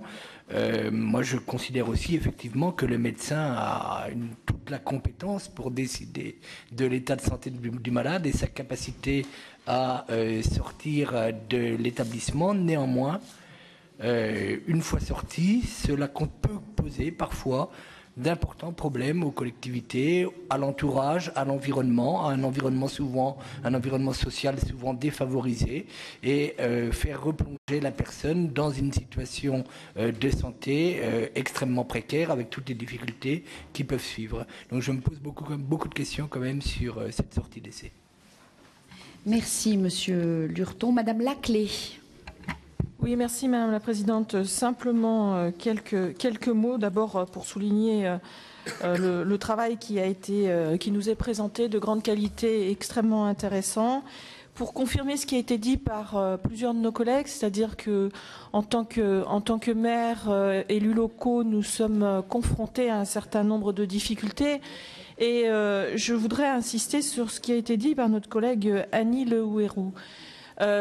Beaucoup de personnes qui peuvent poser un certain nombre de difficultés à leur voisinage, sans relever d'une décision de placement sans consentement, aujourd'hui ne sont pas toujours suivis comme on pourrait le souhaiter. Et donc poser cette question, me semble-t-il, du travail en réseau. Alors je tiens à souligner d'ailleurs les avancées que constituent les conseils locaux de santé mentale, mais c'est, me semble-t-il, très insuffisant car il n'y a pas autre chose que la bonne volonté des uns et des autres. Et il me semblerait que nous pourrions avoir une réflexion aussi sur cette question de la formation des travailleurs sociaux, ça a été dit, des équipes mobiles, je suis tout à fait d'accord là-dessus, mais aussi sur le travail des professionnels de santé au sens très large dans le suivi de ces personnes, parce que parfois c'est tout simplement une prise médicamenteuse qui n'est pas faite ou qui est mal faite, qui peut amener à des situations très difficiles. Et évidemment, on est un peu en dehors du sujet qui est évoqué là spécifiquement, mais néanmoins, me semble-t-il qu'il pourrait être une réponse apportée aux difficultés qui sont rencontrées et qui peuvent faire naître beaucoup d'incompréhension et qui peuvent expliquer les augmentations que vous avez soulignées dans votre rapport et qui, me semble-t-il, doivent attirer l'attention du législateur du nombre de demandes d'hospitalisation d'office qui sont faites globalement dans nos collectivités. Voilà, donc je souhaiterais que nous puissions prolonger le travail, l'excellent travail de nos collègues sur ces pistes de réflexion également. Merci Madame Laclé. Madame Louwagie. Merci Madame la Présidente. Donc je m'associe aux propos de mes collègues pour remercier le rapporteur de ce travail. C'est vrai que c'est un sujet difficile avec l'objectif d'assurer la liberté, de retenir la liberté de chacun et de contribuer à proposer tous les soins et la sécurité à chacun. J'aurais une première remarque sur le rôle du préfet que vous avez souligné.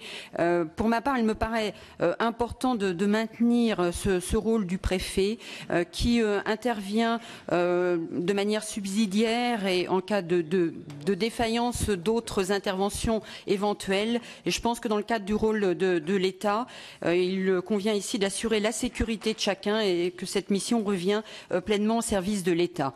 Au niveau des régions, est-ce que vous avez pu constater, compte tenu de l'évolution du nombre d'admissions qui a énormément cru ces dernières années, 2 millions de personnes, la moitié accueillies en domaine public, la moitié en domaine privé. Est-ce que nous avons des situations différentes de région à l'autre au regard de l'adéquation des moyens et des évolutions des personnes, des accueils qui doivent être réalisés?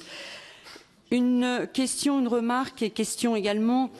Vous avez évoqué, dans le cadre du recours à la contention et à l'isolement, qu'il n'y avait pas de statistiques précises, des ressentis, des témoignages. Vous évoquez également des pratiques un petit peu inégales d'une région à l'autre, même à l'intérieur d'un même établissement. Est-ce qu'il existe un mécanisme de graduation, une grille qui permettrait de déterminer les différents niveau de l'état du malade et qui permettrait d'avoir des données plus précises et une matrice identique pour aider, je dirais, à ces comptages qui manquent, à ces contrôles un petit peu du style de ce qui existe au niveau de la dépendance GIR 1 à 6. Est-ce qu'on peut imaginer un mécanisme, une grille de cette nature? Merci Madame Louwagie. Monsieur Delatte, dernier intervenant.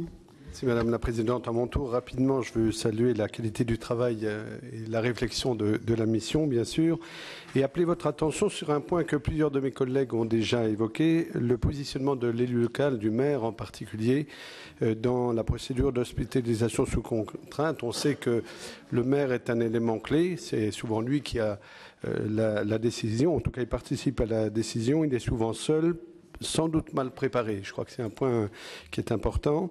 Et je regrette aussi que l'élu ne soit pas informé après l'hospitalisation, lorsque le patient sort d'hospitalisation, voire quand il est en sortie d'essai. Vous avez rappelé que la sortie d'essai n'était plus soumise à autorisation, ce qui en soi me paraît tout à fait justifié. C'est le médecin qui a effectivement... Pardon, si, la sortie d'essai est bien soumise. Vous répondrez dans toute la série de... Non, vous laissez Monsieur Delatte finir son intervention, vous répondrez après. Continuez, Monsieur Delatte.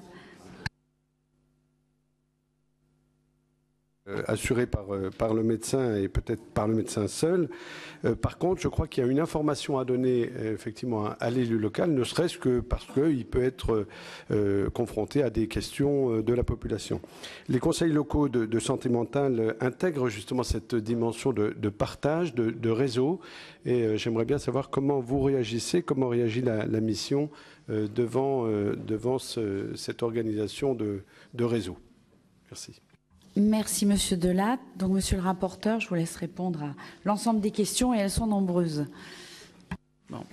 D'abord, je vous remercie pour vos propos et à mon égard, et puis de façon plus générale sur le travail de la mission, parce que je trouve qu'on est sur un sujet où c'est important qu'on trouve un consensus.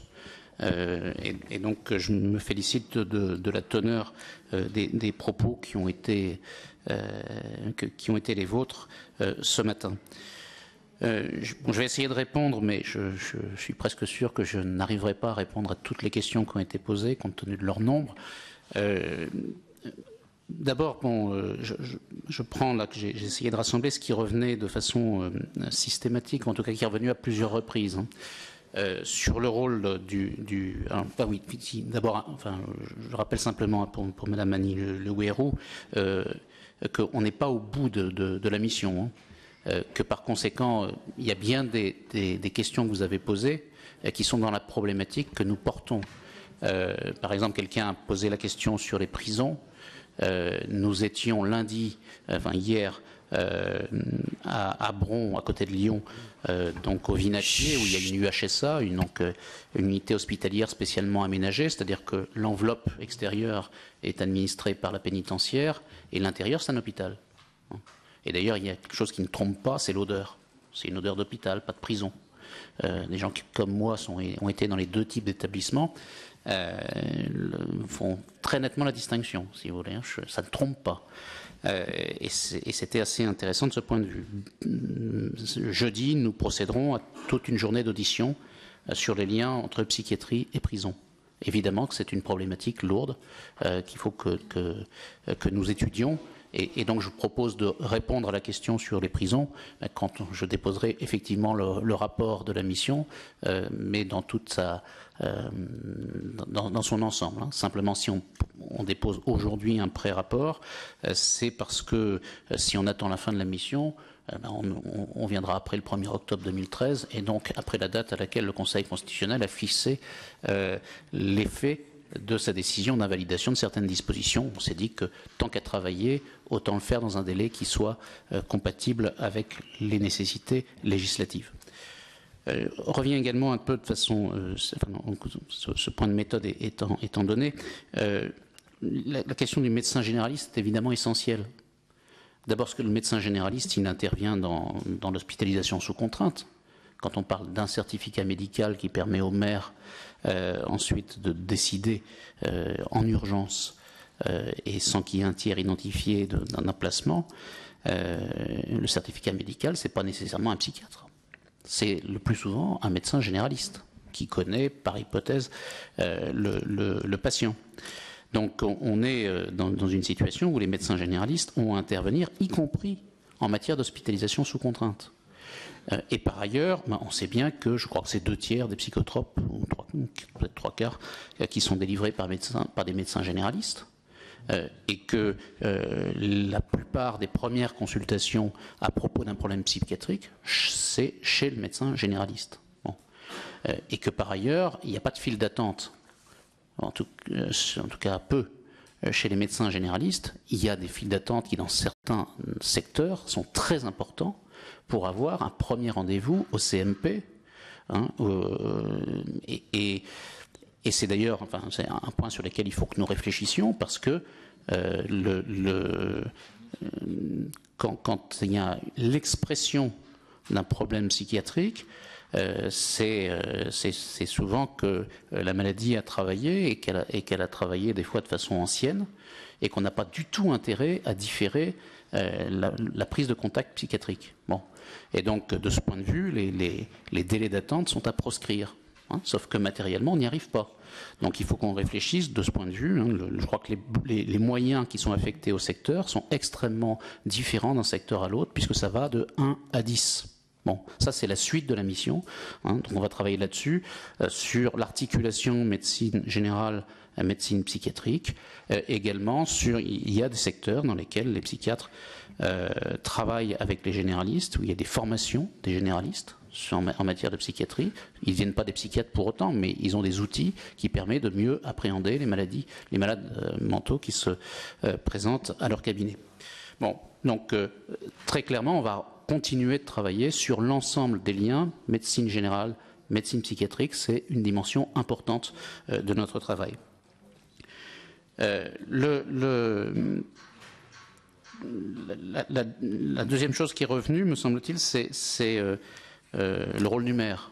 Alors, donc je viens de l'aborder à travers le lien maire-médecin généraliste. Bon, il y a pu y avoir, et qui nous ont été donnés des fois de façon extrêmement pittoresque, un maire qui avait demandé, mais il ne l'avait pas fait lui-même, il avait demandé au préfet de placer une dame qui vendait ses charmes devant sa mairie. Bon, il y a peut-être un problème d'ordre public, mais en tout cas, ça ne se traite pas par le recours à la psychiatrie et à l'hospitalisation sous contrainte.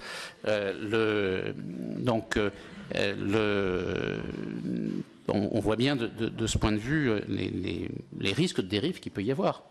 Je crois que les maires sont extrêmement précautionneux, hein, parce qu'ils savent que quand ils prennent une décision de cette nature, d'abord, humainement, elle est difficile à prendre. Juridiquement, le maire sait qu'il peut engager sa responsabilité et qu'il a intérêt à vérifier qu'il y a bien tous les éléments nécessaires pour qu'il puisse prendre son arrêté. Et là, pour le coup, je crois qu'il y a aussi l'assistance possible du préfet qui, téléphoniquement, il y a une permanence préfectorale qui peut donner les conseils qui sont nécessaires. Bon, il n'y a pas de préconisation dans notre rapport, hein, c'est-à-dire qu'on ne modifie rien en ce qui concerne le rôle du maire. Peut-être qu'il faudrait qu'on y revienne, parce que j'entends, en tout cas en termes de besoin d'information. Ceci étant, je pense, hein, sur la base du travail qu'on a fait jusqu'à présent, que le rôle du maire, c'est un élément essentiel, parce qu'il est présent partout, mais il doit être le plus limité possible, parce qu'il n'est pas outillé pour prendre ses décisions de façon claire, et que par conséquent, il faut qu'on raisonne sur une base résiduelle, hein, qu'on ne supprime pas, parce que des fois le besoin s'exprime et il faut pouvoir y répondre, mais en revanche, la place du maire doit être très limitée, parce que ce n'est pas sa fonction essentielle. Bon. La question suivante qui revient de façon récurrente, c'est celle sur les sorties d'essai. Alors, de façon claire, aujourd'hui, la sortie d'un malade qui est hospitalisé sous contrainte dans le cadre d'une décision à la demande du représentant de l'État est soumise à l'autorisation du représentant de l'État. Donc, si c'est une admission en soins psychiatriques par le préfet, le préfet doit donner son autorisation, quel que soit l'avis du psychiatre. Et dans les points de litige qui existent entre l'administration préfectorale et les psychiatres, le régime des sorties d'essai est celui qui est revenu le plus fréquemment.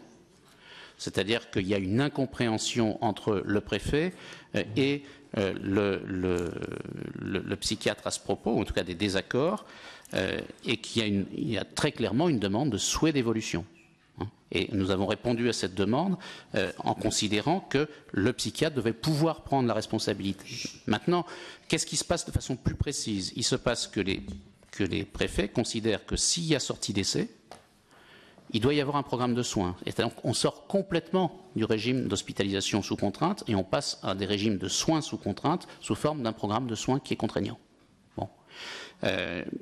Moi, il me semble que, au point que si à la sortie de la sortie d'essai est accordée pour une durée limitée, eh bien, quand le patient revient, on réinitialise toute la procédure, c'est-à-dire qu'on reprend un arrêté de placement, un arrêté d'admission en soins psychiatriques sous contrainte. Bon, je crois qu'il faut revenir, parce que la notion de sortie d'essai, bon, alors, il y a différents types de sorties. Il y a la sortie parce que le malade mental perd un être proche et qui veut aller à ses obsèques. Bon, là, c'est soumis à autorisation, c'est limité à 12 heures. Mais il y a aussi la sortie d'essai où le médecin pense que, compte tenu de l'évolution du patient, c'est bien qu'il puisse réintégrer sa famille, réintégrer son logement s'il ne l'a pas perdu. Et puis on voit comment ça se passe très concrètement. Est-ce qu'il peut vivre soit dans une structure d'accueil en aval de l'hôpital, soit dans son cadre habituel de vie. Bon. Et donc on procède, on n'est pas sur une science exacte quand même, donc on procède en expérimentant. Et ça me paraît important qu'on prévoie un dispositif législatif qui permette ce travail, qui est un travail attentif, un travail qui est très précis, personne par personne, et où le psychiatre peut suivre l'évolution du patient. Bon. Donc c'est dans ce sens-là que je proposais qu'on fasse évoluer la législation de sorte que la sortie d'essai devienne de la responsabilité. On resterait dans ce cas-là de façon très claire dans le cas d'une hospitalisation sous contrainte, mais avec une sortie d'essai qu'on aurait sans doute intérêt à limiter dans le temps pour que les choses soient claires. On ne sort pas du régime de l'hospitalisation sous contrainte, mais dans ce temps-là, sous la responsabilité du psychiatre, le patient pourrait sortir. Bon. Alors, voilà à peu près les questions récurrentes. Alors, que j'ai entendues. Alors, il y a une question récurrente qui est venue pendant la mission parce que M. Sebaoun a été très assidu à la mission et qu'il a posé la question à de multiples reprises, la question des moyens pour qu'un patient qui doit intégrer l'hôpital soit pris en charge quand il n'a pas envie de quitter le lieu où il se trouve. Par hypothèse. C'est-à-dire que, pour le coup, on est bien sur une hospitalisation, mais là au sens physique du terme, pas juridique. La personne, elle est dans sa famille est bien consciente qu'il serait mieux qu'elle soit à l'hôpital, mais elle ne veut pas partir. Comment on fait? Donc actuellement, on fait quoi? On appelle les ambulanciers.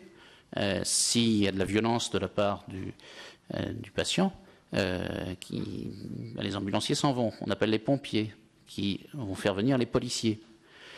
Le tout, si on est sous une hospitalisation décidée par le préfet, le dispositif juridique qui permet d'obtenir la force publique existe, mais si on est sur une hospitalisation à la demande d'un tiers, ça n'existe pas. Ce qui ne veut pas dire qu'ils ne vont pas intervenir, mais ça n'existe pas. Donc on a peut-être besoin effectivement, de clarifier le dispositif juridique, et de prévoir, mais c'est une question de moyens, évidemment que si la prise en charge peut se faire de façon contrainte, mais par des personnes formées et donc par des infirmiers psychiatriques, c'est mieux. C'est mieux. Bon. Donc, c'est un point sur lequel on n'a pas trouvé de conclusion, on n'a pas donné de solution, mais je pense que dans les suites de la mission, on pourra sans doute le faire, à partir des propos que je tiens là à l'instant. Encore une fois, je n'engage que moi, puisque la mission n'a pas délibéré véritablement à ce propos. Alors, si je reprends après les interventions en essayant d'aller peut-être un peu vite, Madame le Président, les uns après les autres. Bon, s'il y a question des moyens qui est revenu à plusieurs reprises. Bon, et puis il y a eu une comparaison internationale qui a été faite.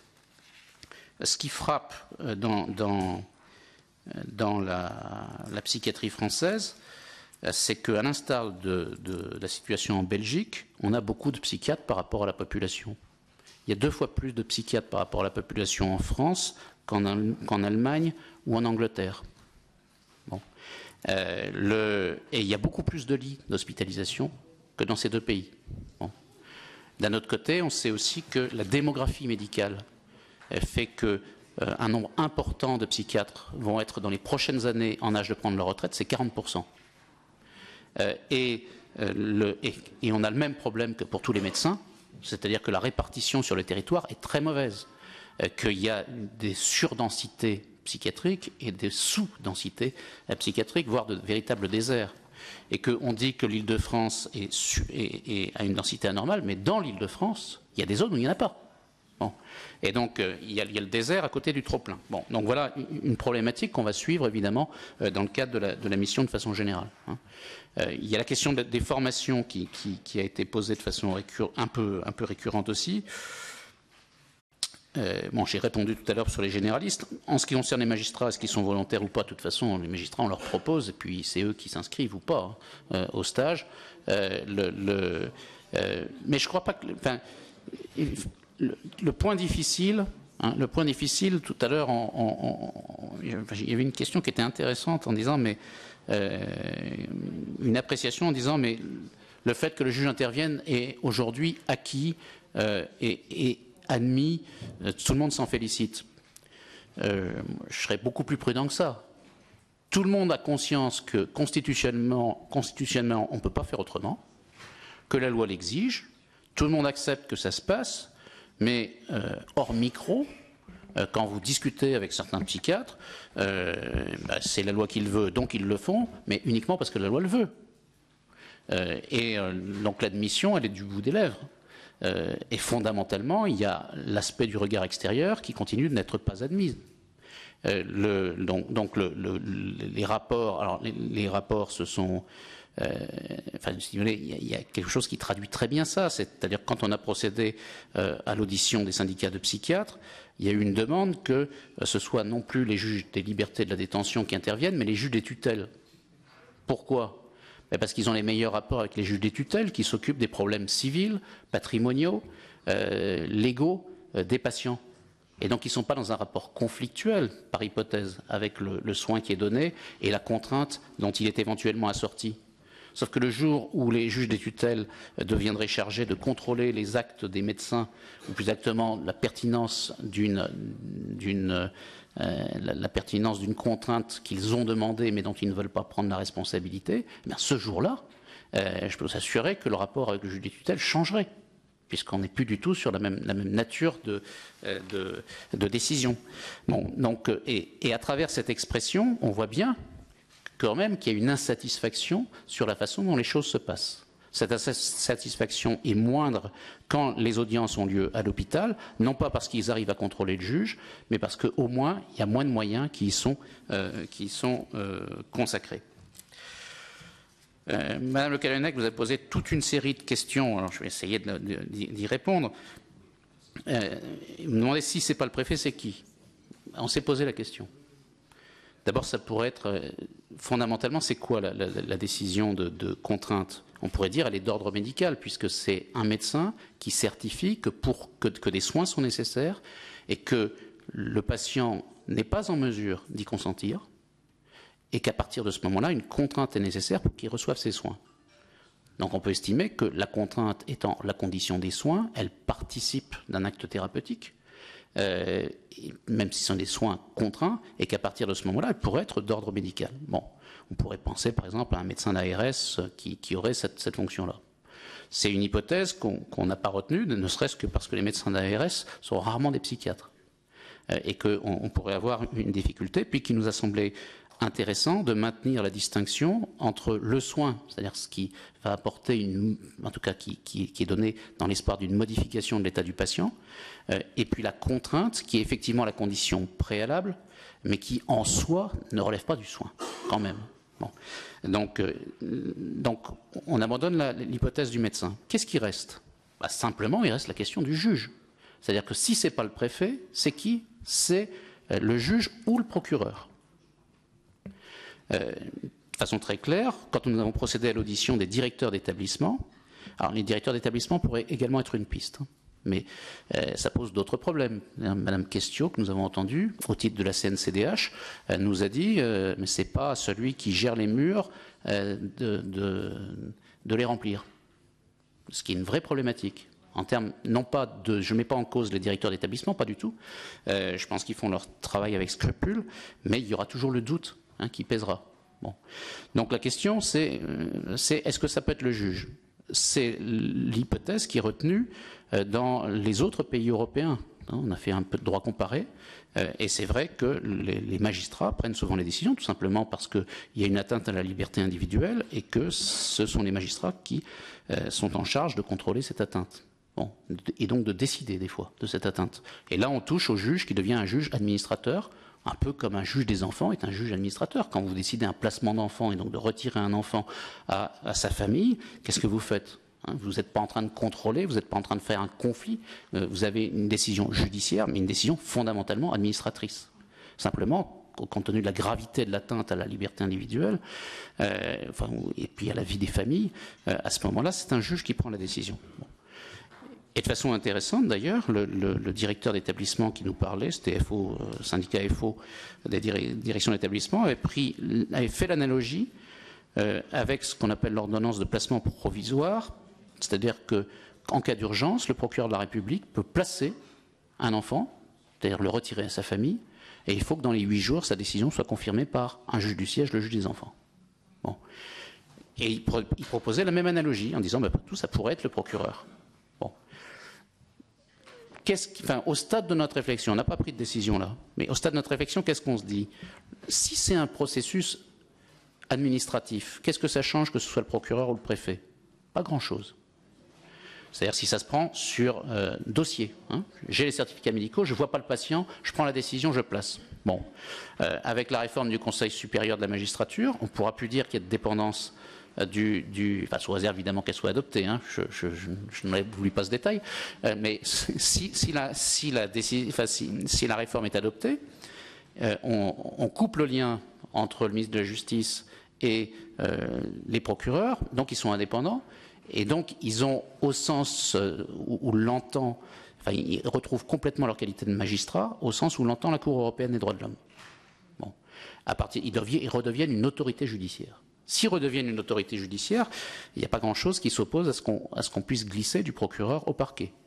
Ce qui s'y oppose, c'est les transferts de moyens qui ne suivront pas, éventuellement. Mais après, si on reste sur une décision administrative, ça ne pose pas de problème. Si on passe à un processus judiciaire, là, ça change tout. Pourquoi? Si je suis procureur de la République, que je dois prendre une décision de placement et que je veux le faire au terme d'un débat contradictoire, il faut que je me fasse amener le patient. Alors, par hypothèse, c'est compliqué puisque la décision de placement n'est pas prise.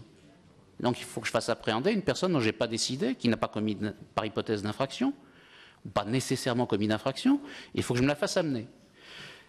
S'il y a une décision de placement relativement urgente, on peut faire l'hypothèse que le patient est en crise. C'est-à-dire qu'il se retrouve au plus mauvais moment pour comprendre le processus dont il fait l'objet et pour y participer sans le vivre comme une souffrance plus grande. Donc, avant de changer, en tout cas, le critère qu'on s'est donné, c'est de se dire que si on voulait changer l'auteur de la décision, il fallait vérifier que ça apportait un gain pour le malade. Pour l'instant, sur la base du raisonnement que je viens de tenir devant vous, on n'en est pas persuadé. Voilà la première réponse. Bon, sur les mineurs, on n'a pas de statistiques. On a identifié le problème et on est en train d'y travailler. Sur la formation des magistrats, médecins généralistes, j'ai répondu tout à l'heure. Information des malades et familles, et je couple ça avec une question qui m'a été posée sur le droit des malades. Le problème n'est pas aujourd'hui le droit des malades, le problème c'est l'effectivité du droit. C'est-à-dire qu'effectivement, l'information nécessaire pour exercer le droit soit donnée. Qu'effectivement, s'il y a un droit à un avocat, qu'il y ait un avocat en face. Dans le rapport, nous disons qu'au barreau de Lille, depuis plus d'1 an, le bâtonnier ne désigne plus d'avocats pour assister, il ne commet plus d'office des avocats pour assister les patients, ou en tout cas ce sont des justiciables à ce moment-là, devant le juge des libertés de la détention. Alors que le barreau de Lille avait développé une véritable réflexion sur qu'est-ce que c'est assister une personne qui fait l'objet d'une mesure d'hospitalisation sous contrainte. Bon. Et comme ils avaient une vraie réflexion, ils avaient un vrai travail, c'est-à-dire qu'ils allaient voir le patient à l'hôpital, ils prenaient des conclusions, ça prenait du temps, Résultat, ils trouvaient que l'indemnité qui était la leur, c'est-à-dire 4 unités de valeur, soit un peu moins de 95 €, eh bien, ça ne couvrait pas, même pas les charges du cabinet pendant ce temps-là, le temps qui était consacré. Et donc aujourd'hui, on a quand même un véritable problème. Et moi, ce qui est très choquant, c'est que depuis plus d'1 an, à Lille, les patients ne sont pas assistés, sauf s'ils choisissent leur propre avocat. Mais le bâtonnier ne désigne plus d'avocat qui va intervenir au titre de l'aide juridictionnelle. Donc le problème est celui de l'effectivité. Alors l'effectivité, ça veut dire d'abord que les droits soient notifiés. C'est compliqué. À quel moment on notifie les droits? Normalement, c'est dès l'arrivée, sauf que si le patient est en crise, c'est pas simple de notifier à ce moment-là, c'est pas le moment le plus opportun. Il n'y a pas d'outils. C'est-à-dire que chaque établissement définit ses propres outils, et au niveau du ministère de la Santé, on n'a pas fait une sorte de modèle qui après serait adapté, parce qu'effectivement, il faut adapter avec l'adresse locale du tribunal, éventuellement la liste des avocats, etc. Mais avant l'adaptation, ce serait bien d'avoir la trame. Et donc, dans les suggestions très matérielles que nous faisons, on suggère qu'il y ait un livret d'accueil type, où toutes ces informations à caractère légal seraient données, où on pourrait le vérifier une bonne fois pour toutes, et après, chaque établissement en ferait ce qu'il voudrait, mais au moins qu'on ait une base. Donc, je pense que sur les droits et sur l'information, on travaille en termes la réflexion se pose en termes d'effectivité, pas en termes de nouveaux droits. Avec les droits de la loi Kouchner, ils sont ouverts aux patients malades mentaux, de la même façon que pour les autres. La loi ne distingue pas, il n'y a pas lieu de distinguer. Mais en revanche, entre l'ouverture et le fait qu'il y ait une utilisation et qu'il n'y ait pas de difficulté dans l'utilisation, il y a toujours un monde, et là, ce monde est très peuplé. Bon, voilà. Et puis, vous m'avez posé la question sur la situation des autistes. De façon très délibérée, nous avons dit que dans cette mission, nous ne travaillerions pas sur l'autisme. Pourquoi? Parce qu'il y a des travaux spécifiques qui se mènent par ailleurs et que si nous commencions à travailler sur l'autisme, ça nous prendrait énormément de temps et qu'on ne développerait pas les aspects qui ne sont habituellement pas suivis. Bon. Dernière question sur les EHPAD, et là aussi c'est une question qui est revenue à plusieurs reprises. De façon très claire, attention, la question est très compliquée. C'est-à-dire que un, il y a un problème qui est identifié. Deux, ce n'est pas une stigmatisation des EHPAD. On sait bien que quand on ferme à clé certains services, c'est pour éviter que des personnes se perdent, qu'elles sortent dans des conditions où elles ne pourraient pas revenir.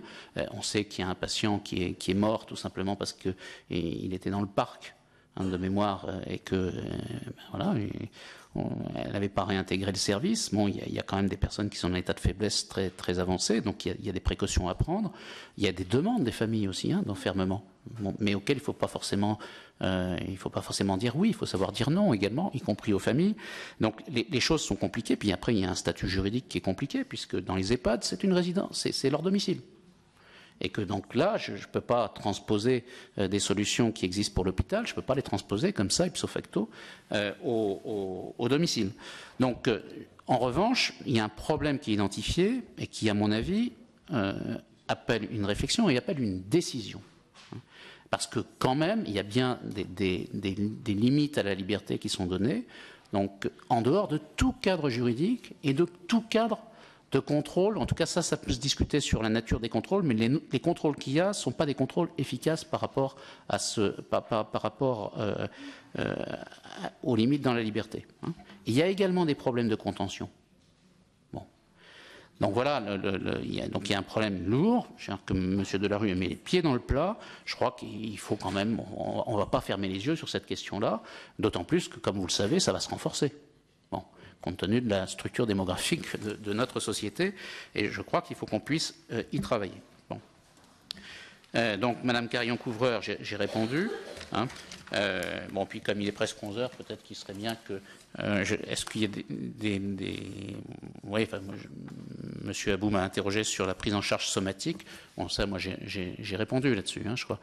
Ce que dit le rapport, c'est que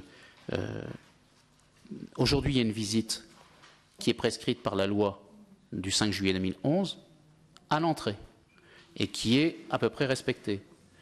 Il y a une facilité de prise en charge dans les hôpitaux généraux dans lesquels il y a une division psychiatrique. Il y a en revanche des difficultés quand l'hôpital psychiatrique est seul et qu'il n'a pas de service de médecine générale. Au Vinatier, où nous étions hier, il y a un service entier pour la médecine générale, mais il y a 5000 admissions, 5000 hospitalisations par an. Bon, ce qui explique également cette organisation. En tout cas, quand on voit la différence d'espérance de vie, il est évidemment inacceptable que quelqu'un qui est dans un hôpital psychiatrique ne puisse pas voir ses soins, enfin, ne peut pas voir ses maladies somatiques identifiées et soignées. Ça, c'est pas concevable. Les psychiatres, ils sont médecins. Ils sont médecins psychiatres. Et donc, les maladies alors, je sais bien que maintenant, être généraliste, c'est une spécialité, c'est vrai, mais on ne peut pas. En tout cas, on doit continuer à travailler pour que les maladies somatiques soient effectivement traitées. Bon, et peut-être dernière question à laquelle je répondrai, c'est celle des infirmiers psychiatriques. Madame Poletti avait tout à fait raison en disant que la spécialité d'infirmier psychiatrique avait été supprimée en 1992. C'était une formation qui était assez différente de celle d'infirmier, c'est-à-dire que quand on était infirmier psychiatrique, on n'était pas infirmier. Aujourd'hui, quand on pose la question de cette suppression et de ses effets, c'est ressenti comme une perte compte tenu de la formation et également du CV des infirmiers psychiatriques. C'était souvent des gens qui, à 40 ans, choisissaient de se consacrer à cette discipline et avaient une orientation, mais aussi une expérience de vie qui faisait que sur le lien humain, ils avaient une qualité qui bénéficiait aux malades mentaux. Ce dispositif-là, on l'a perdu. Personne ne souhaite sa réintroduction, son rétablissement tel qu'il était avant 92. Simplement, ce qui est envisagé, c'est peut-être pas en allant jusqu'au master, mais que, en tout cas, il puisse y avoir une spécialisation pour les infirmiers, c'est-à-dire que quelqu'un qui est infirmier diplômé d'État puisse devenir infirmier avec la spécialité psychiatrique. Il y a encore, ça on en a rencontré beaucoup, on nous dit qu'il y a des gens qui viennent en psychiatrie par défaut et qui en partent dès qu'ils peuvent, mais on a aussi rencontré pas mal d'infirmiers et pas mal d'intervenants qui viennent de propos délibérés en psychiatrie et qui y restent et qui s'investissent et qui trouvent ça humainement et professionnellement intéressant. Bon. Donc, il y a beaucoup de problèmes dans la psychiatrie aujourd'hui, mais je pense traduire l'avis de mes collègues de la mission. Sur les personnes que nous avons rencontrées, on a rencontré des gens extrêmement investis d'un point de vue humain, d'un point de vue professionnel, avec beaucoup d'attentes sur ce que peut faire le législateur et peut-être trop d'attentes, mais en tout cas avec un investissement auprès des patients qui devait être signalé. Voilà, je vous remercie de votre attention. Merci Monsieur le rapporteur, merci Monsieur le Président Barbier d'avoir mené tous les deux cette mission, ces auditions. Je sais qu'une conférence de presse vous attend à 11h, donc on va être rapide. J'indique que la semaine prochaine à la même heure, mercredi 5 juin, nous examinerons le rapport de la mission d'information sur Pôle emploi et le service public de l'emploi. Si j'insiste, c'est qu'il y a eu un petit problème de date dans les convocations. Cette mission se réunit elle-même, réunit ses membres cet après-midi pour examiner le rapport. Mais nous, on l'examinera mercredi prochain. Donc nous allons passer maintenant au vote sur l'autorisation de publication de ce rapport d'étape. Qui est d'avis de publier ce rapport d'étape? Qui est contre? Il y a unanimité sur la publication de ce rapport d'étape. Je vous félicite, messieurs. Merci.